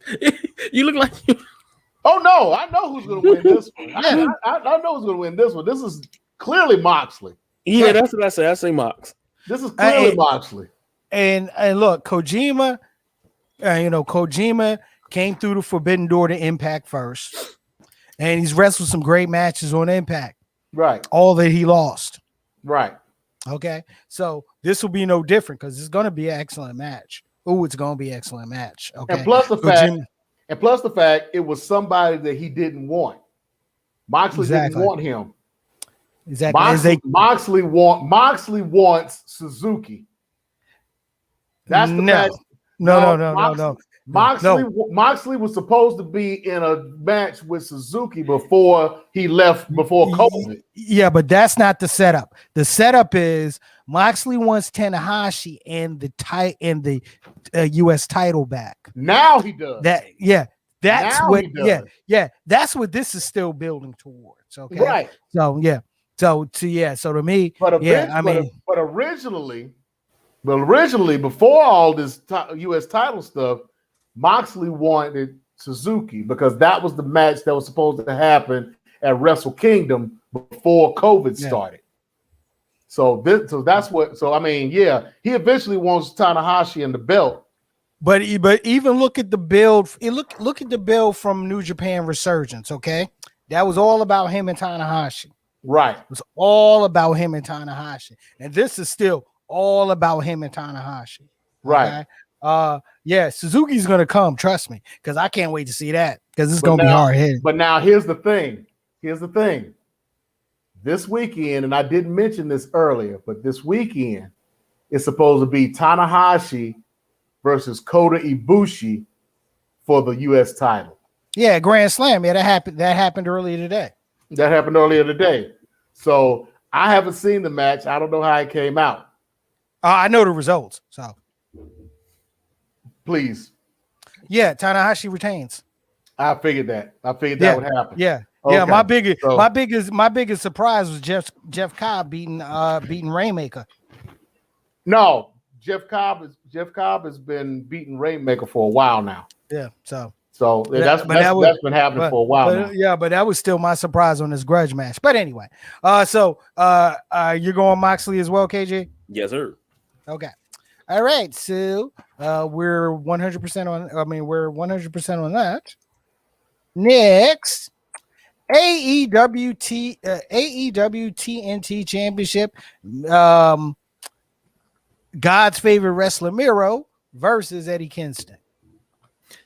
Did y'all hear what I think it was Tony Khan said on a group call earlier this week about the TNT Championship? What? Don't ever call it the mid-card championship. It's not a mid-card championship. Yeah, somebody called it a mid-card championship and he went off on the phone.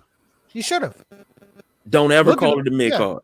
So what is it if it's not a mid-card championship? It can be a secondary. It's not mid-card. It's kind of more along the lines of what the Intercontinental Championship used to mean. Exactly. It's a make your career championship. Look what it did. Look at what it did for Darby Allin. And look what it's currently who at the time was a mid-carder. Yeah, but look what it's doing to Miro. It's reshaping who when he won it was a mid-carder. I get your point. It's elevating. However, I understand that it elevates you, but I mean, again, that's what a mid-card championship is supposed to do. Okay. Now, if he won't, now look, I've had this discussion. I had a whole show about this discussion. Okay. What makes a world championship a world championship? Okay. Now, if he wants to call the TNT championship he'd say that it's not a mid-card championship, fine. It's his belt. He can call it whatever he wants to, you know. He could put a chokehold on and call it blue dog shit for all I Exactly.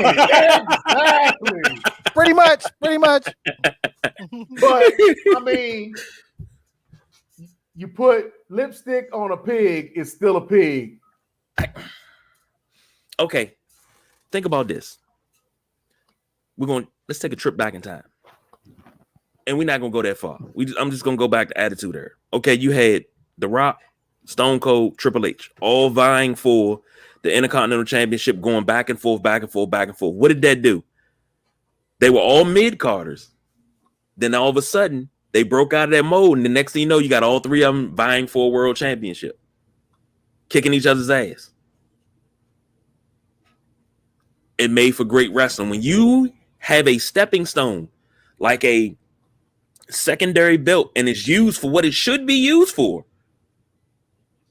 it makes the business better because everybody has not only the brass ring, but you also can say, I got the brass ring, but I can go and get the golden ring too.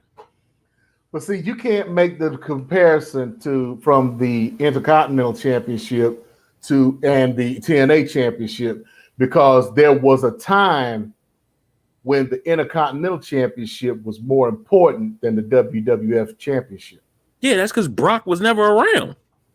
No, I'm talking about Attitude Era, Golden Era, the whole shit.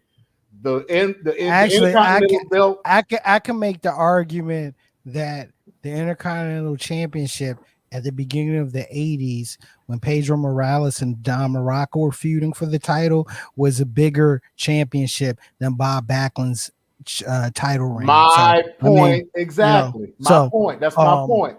Yeah. The Intercontinental Championship made people. Wait. It was a mid-card championship.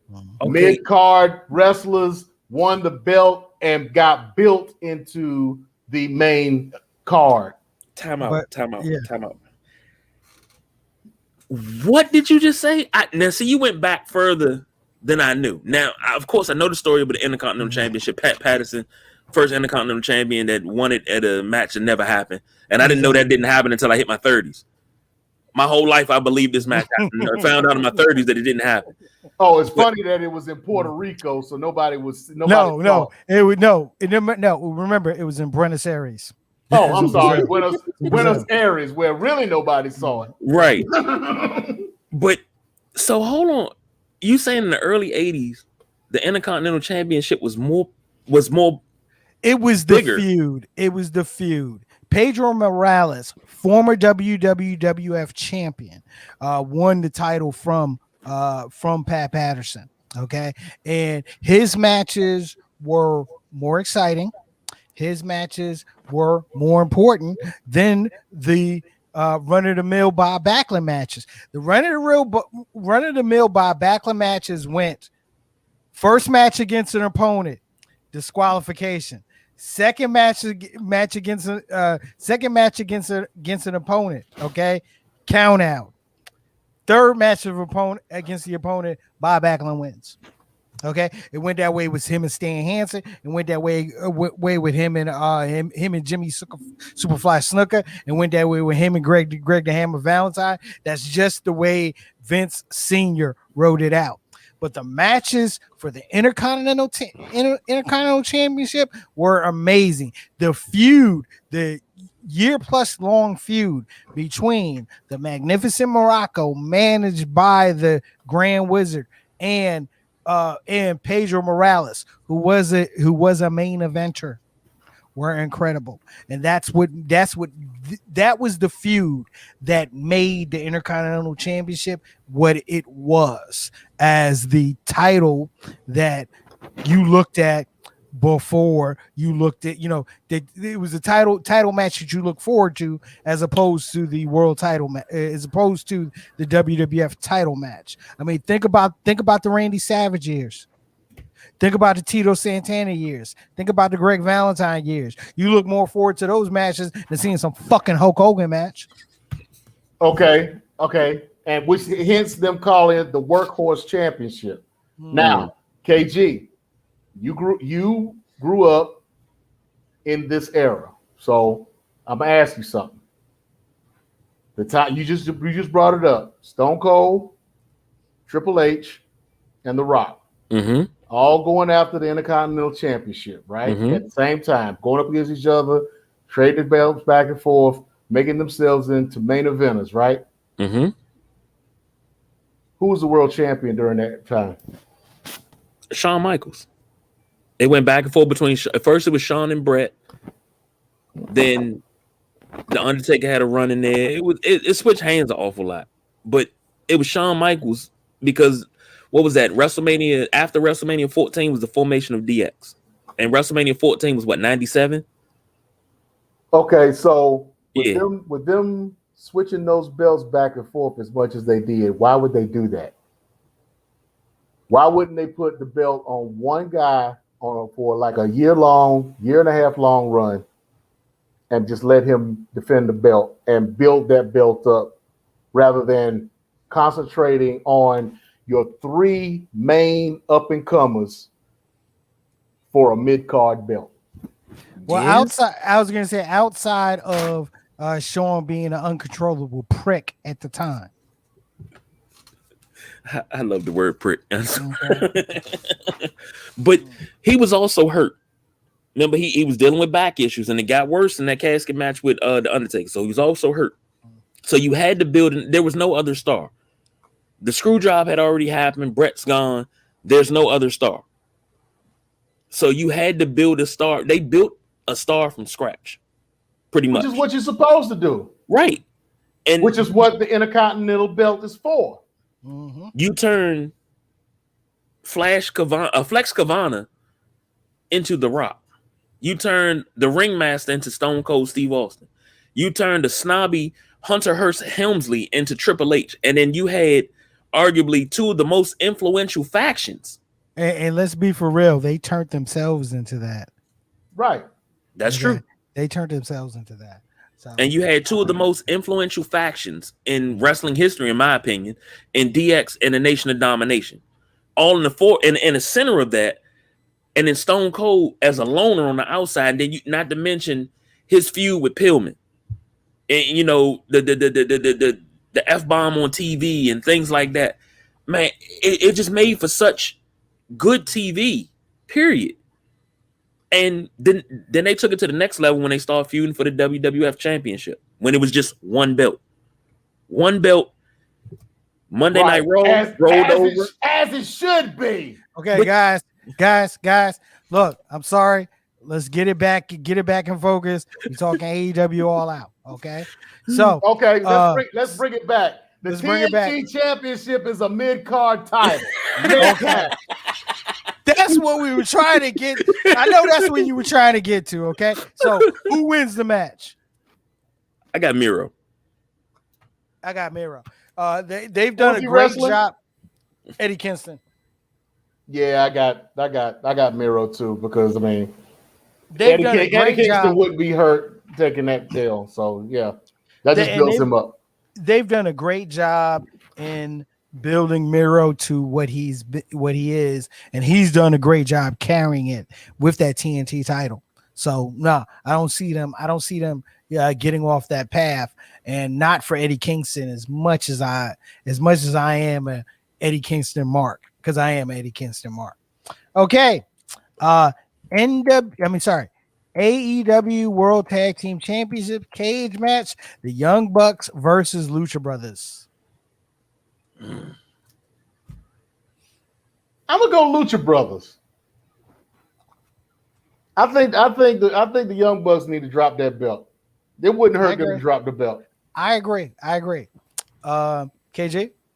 I was gonna say the Young Bucks, but I guess I'm on the limb with that one. I'm gonna still say the Young Bucks. Okay. Here's where I'm split. All right. If we're talking straight up booking, I would say the Lucha Brothers, because it's been fine time for the Lucha Brothers to have a run with those titles. Okay.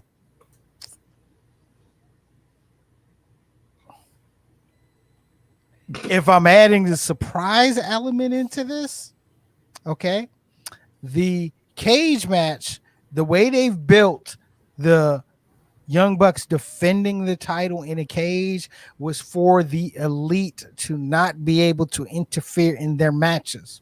Okay. If I were to put over the Young Bucks in a cage match, it's because the cage didn't account for one longtime member of the elite making his debut at All Out. Now, would you happen to be talking about the villain, Marty Scurll? No, Marty ain't. Look. Marty needs about 2 more years of rehabilitation before he sets foot in a major federation. As much as I'm a Marty Scurll fan, but that's not a lot of videos lately. But that's not who I am talking about. Okay. Well. He was. Wait a minute. He was never elite. He was Bullet Club, but he was never elite. But he's still close to them. Yes, ladies and gentlemen, I'm talking about Adam Cole. Okay, you're talking about Adam Cole, who is a free agent. All right, what perfect way to surprise everybody and bring Adam Cole into AEW by having him join forces with his friends back from the dead. Right, back from the dead. Not the ghost Adam Cole. Not the ghost Adam Cole for all of my Being the Elite fans. Not the ghost Adam Cole, but the Adam Cole for real, helping the Young Bucks retain the titles. Now for KG's edification, while you're looking at GCW. Oh yeah, you saw that old shit. Yeah, I saw the old shit face. Okay, so Adam Cole, while he was in Ring of Honor, was pretty much the Bullet Club representative in Ring of Honor. He was like a Bullet Club leader. So anybody that came from Bullet Club came through Adam Cole. Now, Adam Cole had a 3-man little sub-faction with the Young Bucks. But when he was getting ready to leave to go to WWE on the BET or the Being the Elite YouTube show that they have, they actually killed off Adam Cole on the Being the Elite show. And every now and again, they bring him up talking about, when they bring him up, they talk about, rest in peace, Adam Cole, or, we killed off Adam Cole, or whatever, the case may be. So that's what he's talking about when he says, they killed off Adam Cole. So it's possible that they could resurrect him and make him the newest member of the Elite. Yeah. So, but my vote goes to the Lucha Brothers winning the titles. Okay, just because if Adam Cole signs with AEW, which I honestly feel that he's going to sign with AEW, they might hold off until Arthur Ashe. And the reason why I say they're going to hold off until Arthur Ashe, and I'll bring that up as we get further into our predictions. So, Lucha Brothers. Now, going back to Arthur Ashe, now, in the videos that they're doing for Ruby Soho, if you look at the first video that she did on YouTube, the train ticket that she has in her hand is going from Orlando to Penn Station, New York. New York. Yeah, I know. So I don't think they're going to. It's possible that she may not show up in Chicago. That she may show up in Arthur Ashe. It's very possible. But I think she's going to show up tomorrow. Which is another reason why I didn't pick her.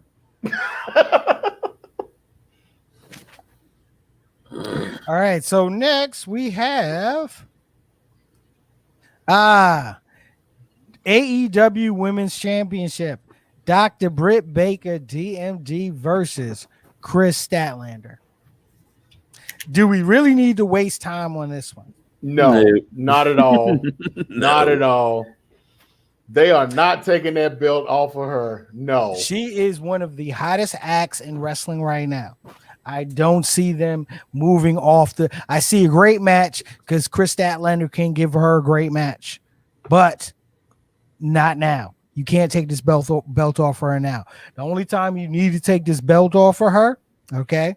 And look, no, I'm not stealing this from from my boys over at the Psychobabble podcast. I feel this way as well. There's only 2 wrestlers that need to take the belt off of Britt Baker. Nyla Rose and who? Nope. Thunder Rosa. Okay.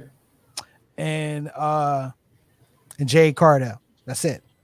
Right now, with who's on that roster right now, that's it. So I see you giving me that look. So you know what that means by me saying that? Long title reign for Britt Baker. Oh yeah. Now, I see Thunder Rosa. I see Thunder Rosa. Mm-hmm. But Jade ain't ready yet. No, Not that's yet, what I was gonna exactly. say. But that's what I'm saying. That's the reason why I said long title reign for Britt Baker. But like I said, I do see them giving Until it to Jade Nyla is Rose. ready. Until Jade is ready. I don't see them. I think Nyla Rose's time with that title is done for a minute. It's really done for a minute. Well, it's been a minute. It's been a long minute. And ain't coming back for a while. The only two that's going to take that belt off of Britt is the two that I mentioned. And the next time Britt Baker and Nyla and Thunder Rosa face each other, Britt Baker's winning the match. Oh, I don't see anybody taking that belt off of her anytime soon. I mean, she's done too much and has built herself up too high to take that belt off of her. I mean, come on. Exactly. All those blood matches that she's had. Yeah.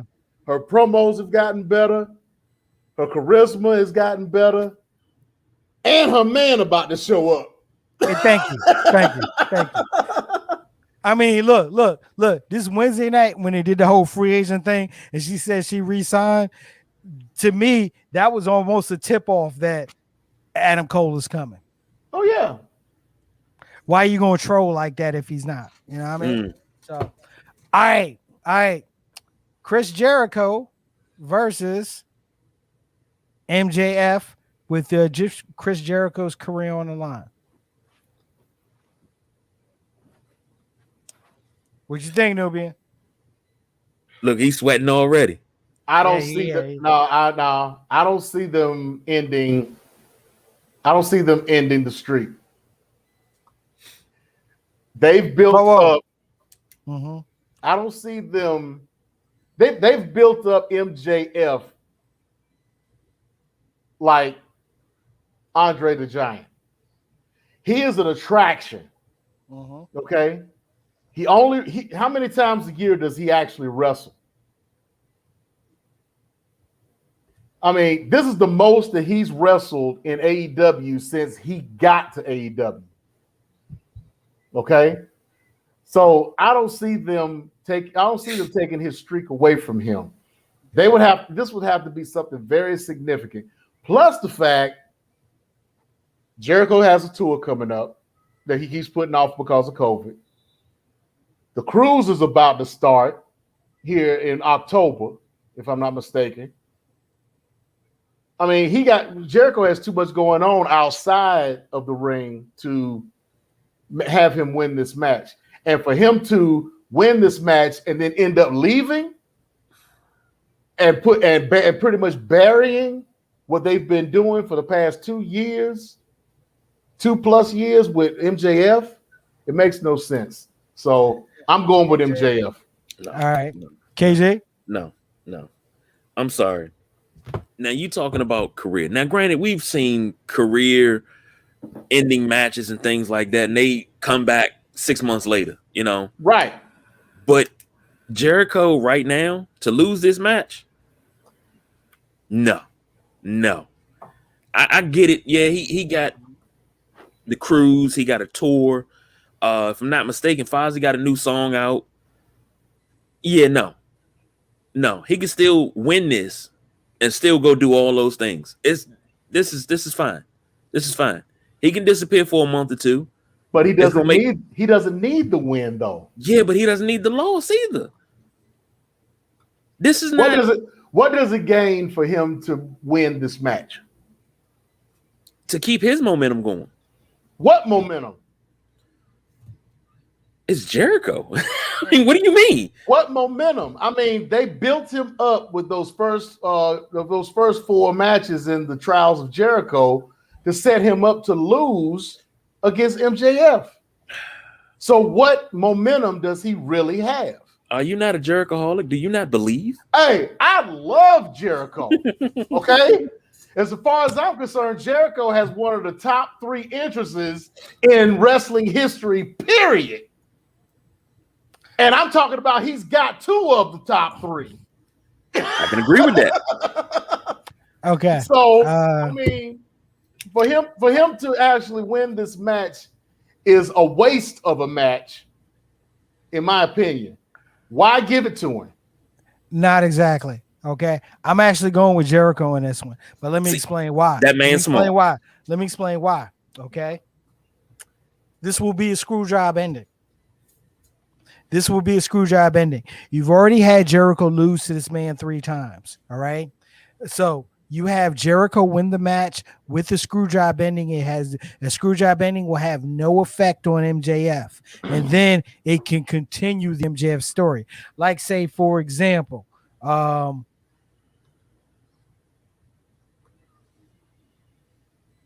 Wardlow causes him the match, So you talking about a Wardlow turn?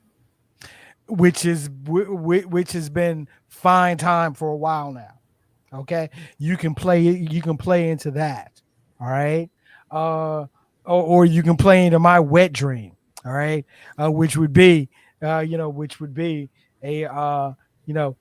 him losing by by some fuckery.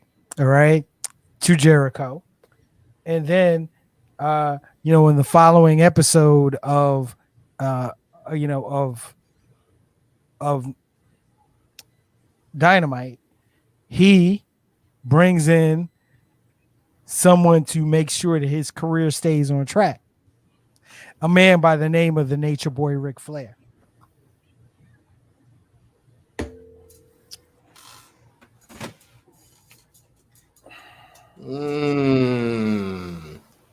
That's a stretch for me. No. That's a stretch for me, especially since Tully is in the Pinnacle. Tully doesn't manage the Pinnacle. Tully manages FTR. FTR, right. Exactly. But they are, I mean, even though it's a bigger faction, they are modeling themselves after the Horsemen. Exactly. So even though JJ Dillon managed Tully Blanchard, he was a de facto manager of Flair, Arn, and Ole. Understandable, but Flair, Tully, think about it. I got one thing to say. Preach, preacher. Okay, sorry, but Jericho wins It's this match. It's still a stretch to me. I'm sorry. Oh. I'll let you have it, but it's a stretch. That right there. Oh my goodness. That right there was just. Oh my. Only because he agreed with you. Come on, man. Get off that. It doesn't matter. It was powerful. Did you hear how he said it with conviction? He ain't gonna be here next week. Stop riding.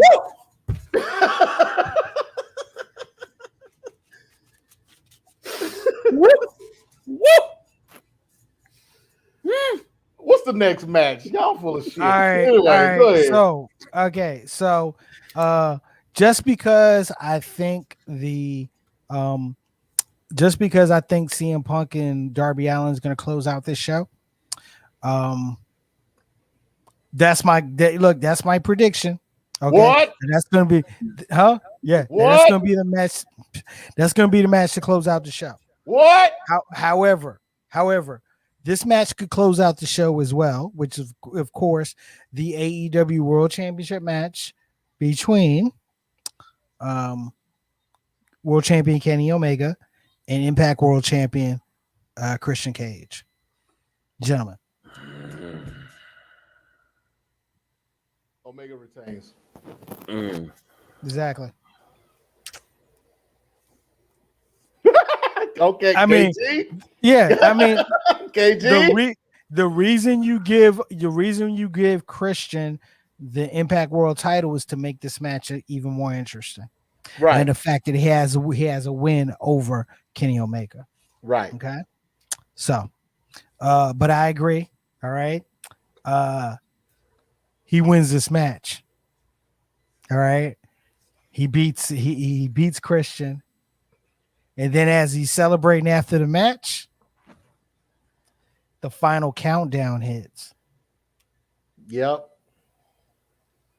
And this is where you'll see the debut Daniel Bryanson. Bryanson. I mean, of Bryan Danielson. Yeah, that's that liquor. That's that liquor talking.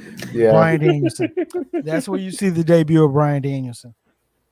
I like it, but I'm still going with Christian Cage. Sorry. But I do like it. I do like it. Yeah. All right, so now we get to our main event, and also GCW update. The Art of War Games is over. Okay. Wait. Whoa, You already said it. So Murder, Death, Kill. Yeah. Now, standing in the ring with his crown on is the GCW World Heavyweight Champion Matt Cardona. Does he have that belt? He has the spinner belt, and he's wearing a Macho King style crown. Now, okay, KG, you probably haven't seen this. I seen the spinner belt. You saw the spinner belt. I seen it on Twitter. I was what did he do? The new GCW Universal Championship spinner belt. And then when he did it, he played John Cena's music in the background when he was spinning it. Mm-hmm. Right. And actually today, there was this meet and greet session, and the John Cena music hit. And who walked out? Matt Cardona. And he was doing this. Mm-hmm.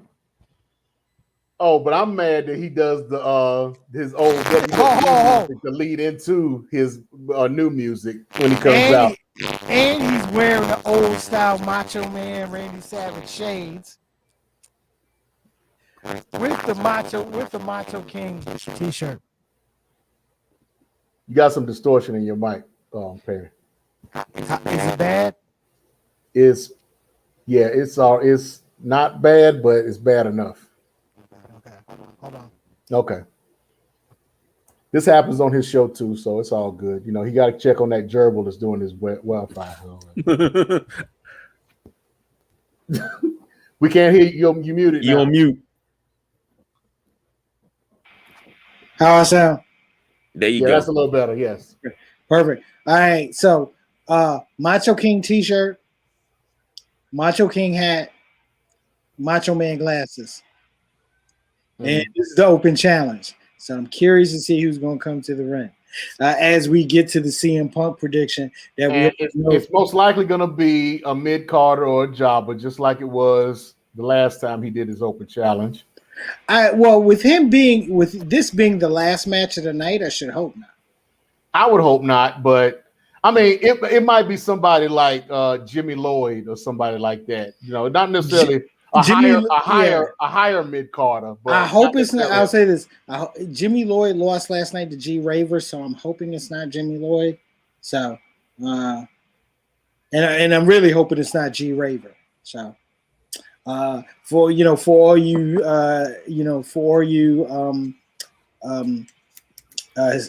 GCW marks that know who we're talking about. Y'all got to get on GCW. I'm telling you that right now. But look, because Perry I found GCW on a humbug, but Perry was the one that actually put me on GCW and convinced me to start watching it. And it is they do a very good job. You know, I would put them in the top echelon of independent wrestling right now because they do so much. I mean, for AEW to be as diverse or inclusive as they say they are, GCW's been doing it for a long time. Yep. I mean, they have a whole show of black wrestlers. They have a whole show of LBGQ wrestlers.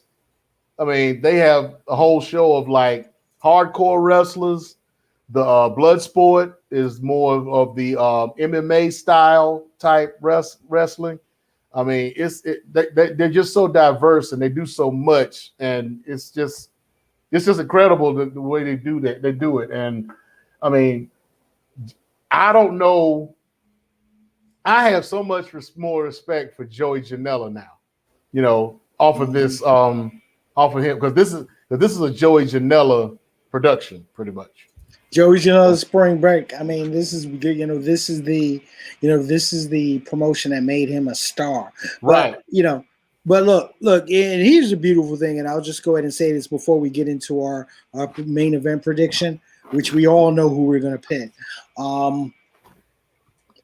This is one of the best times in a long time to be a fan of professional wrestling because you have this amount of variety. Where if you're complaining about the WWE, what the fuck you complaining about? You don't have to watch them, right? Okay, because I mean, 9 times out of what the fuck?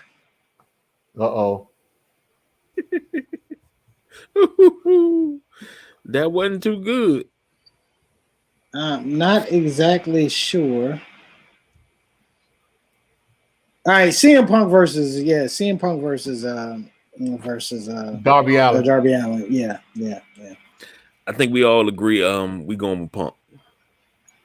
Got to be Punk. Yeah, it's his town. It's his town. It's the main event. It's his first match in. Darby Allin won't be hurt by the loss, and it's just gonna be a knockdown, drag out match. It might put Darby Allin over a little bit more. Oh, it is gonna put Darby Allin over. It is. Yeah. This gonna put him pretty much. This gonna solidify him as a main eventer. Yeah. Yeah. Win or lose.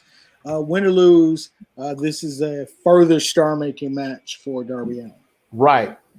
The only thing that will fuck this match up is Darby Allin.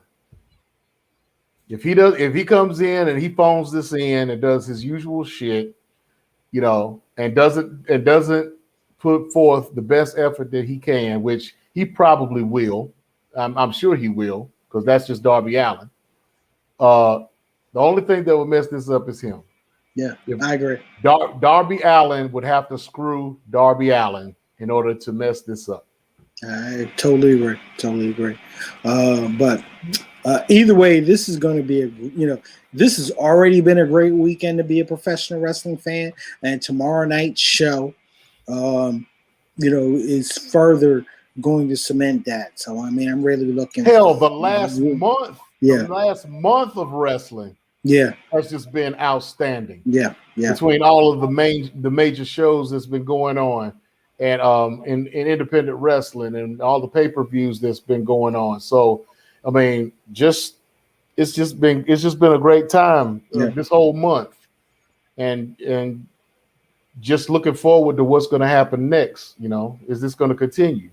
No, totally agree. Woo. Okay. Wow. We going on 3 hours, fellas. Yeah. I looked at guys. I apologize for being so long-winded, but I love wrestling, bro. No. See, I appreciate the fact that you pretty much took over, because as much as I'm into independent wrestling, there's things that that I don't know, and since you lead your show, it's I wanted to put you in the forefront, A, as a guest, B, as being as knowledgeable as you are, and C, just you having the experience of leading the show. I mean, I'm just here as your tag team part. I'm just here for the hot tag when you need it. You know what I'm saying? So, it's all good. Well, I'm just here to run the board. Look, gentlemen. Thank you for the invite. Like I said, I love wrestling. Okay, I mean, this is passion for me, and so I love when I'm able to, talk to other wrestling fans, especially talk to Black wrestling fans as well, and to share, to share the knowledge, to share the opinion, and just share the fun, man. So thank you for giving me that opportunity to come through today. So. All right, and give your show a plug, one more plug, because it's been a while. So anybody that's joined us in the middle, so give it to them. Straight to tape, unapologetic conversation. We'll be back on October the 3rd. So definitely check us out. You can find us on all your favorite podcasting platforms. You can, check us out on, on our Facebook page, Straight to Tape. Most of our episodes are in the video section. Check out our YouTube page, S2T Media. We got some extended content over there. Come through. We have fun. We talk it. We talk it and we talk it hard. And we just, we happy when you join us. You know what I mean? So, So shout out to my man Quake. Big Rob the Actual. Shout out to Tico, my man. Hey man, you need to get back on that the life coach shit, man. Oh damn! We ain't heard from the life coach in a while, man. I'm needing you, man. I'm missing. I need some enlightenment in my life, man. And go ahead.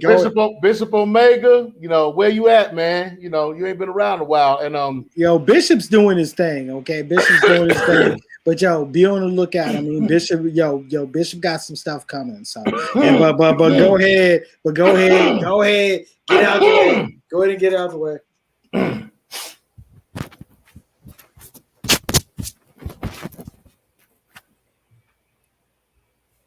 Hi, Keisha. I ain't got nothing to say. Oh my goodness! How you doing, baby? I miss you, girl. I'm gonna hit you. As soon as we get off the show, I'm gonna hit you up on IG on instant message. I'm gonna hit you up. Okay. Update. A bunch of Druid cats are walking their way to the ring in black outfits. Okay. Whoa. So the match hasn't started yet? No, he already beat some mark. Well, I told you. Who's the mark? G-Raver death match. Oh my goodness. Guess what? Now G-Raver's coming to the ring. Okay. So I think he's about to challenge. Anyway. Okay. I was hoping it'd be a real big surprise, and it ended up being someone that already works for the company. But anyway, but yeah, guys, thank you for thank you for allowing me to come through, and bless the show. Shouts out to my man, Mr. Everything, yes, Mr. Andrews. Coming through. Thank you for coming through, bro. I mean, you just came off of a show and you're about to leave to go to another show, and safe travels to you. I appreciate you coming on, man. That was a very nice surprise for me because I had no idea that they kept that from me. So, it's in my contract that I'm supposed to know these things, but I'll accept that one. I won't call Stephen P. New on that one, so I'll had to sit on that. I had to sit on that all day. I'll let that one slide. Okay, I appreciate that. I didn't even tell the boss BJ about that. Nobody knew. When Perry called me this morning, nobody knew. I was like, all right, let me hurry up and get this stuff done. I had to do grandpa duties before I came in the house, and I was like, all right, I got that done. Let's get it done. And then when he popped on, I was like, yes, it happened. And it made this day 10 times better. I'll say that. And thank you, Perry, for setting that up. No doubt.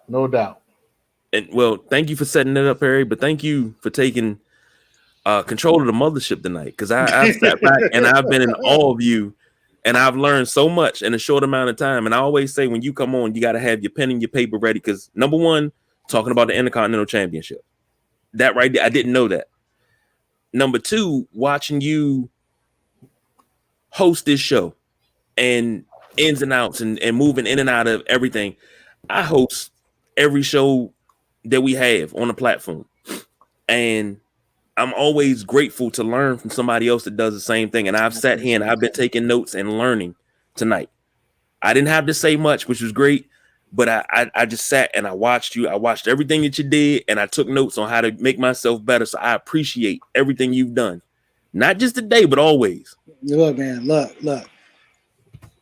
y'all family, okay? So anytime, y'all, I'm a call away, okay? I'm a call away. Whenever you need me to come through, just let me know, bro. I'm here. Appreciate that. All right, KG, let them know where we are, man. Well, you can always hit us on. We on YouTube, Sideline Junkies, Instagram and Twitter, Sideline Junkies, Facebook, Sideline Junkies _podcast. Oh shit! Wait a minute. Oh, okay. Somebody that showed up. Yeah, one of the Druids just so happened to be John Moxley. Oh shit! Because remember, this whole feud started because it was supposed to be John Moxley coming after Nick Gage, and it ended up being Matt Cardona. So now John Moxley's there, and he's holding up some lighting tubes right now, and he's about to get into I love wrestling. I love wrestling. I truly love this shit for real. And there we go. Ooh. And 1, 2, 3, ladies and gentlemen, we have a new GCW World Heavyweight Champion, and his name is John fucking Moxley. Now, will the GCW title appear on AEW? Yes. Yeah, we'll see. We'll see on that. We'll see. Yeah, we'll see on that. I say yes. Yeah. But I mean, you've had Nick Gage on the show. You got Joey Janela contracted under AEW. The forbidden door is there. Mm-hmm. Why not bring that belt? I mean, they've had the NWA belt. Why not have the GCW belt? Why not? Exactly. And this is a great way to end this show. the IWGP US title. Why not have the GCW belt? Why not why not have it? I can agree. Well, you can also catch us on Facebook, Sideline Junkies _podcast. And don't forget our Sideline Junkies 24/7. So and Nick Gage is coming to the ring. Oh wow! Oh man. Well, I guess that's it for us. We done put in some serious overtime tonight. Sorry, I kept you guys so long, man. But that's how it goes. We always talk about how long our shows run, and then him always wants to have 30-minute shows. So him will be all right. Him downstairs. You gonna talk about me like I ain't got no fucking name? Him can have his milk and cookies with his hairy nipples. Hey, leave him alone. He out there making that money. He should be back next week. I think his tour only lasts until Thursday, so he'll be fine. All right. No, I got to be subjugated to his fuckery. Ladies and gentlemen, thank you for joining us tonight. Normally we say we don't do no overtime, but tonight was well-needed overtime. Thank you to everybody that joined and listened. Thank you for listening on the replay. For the Nubian Sumo, C. Perry II, I'm the big guy KG. We are out of here. Diversify your bonds, bitches. Konnichiwa.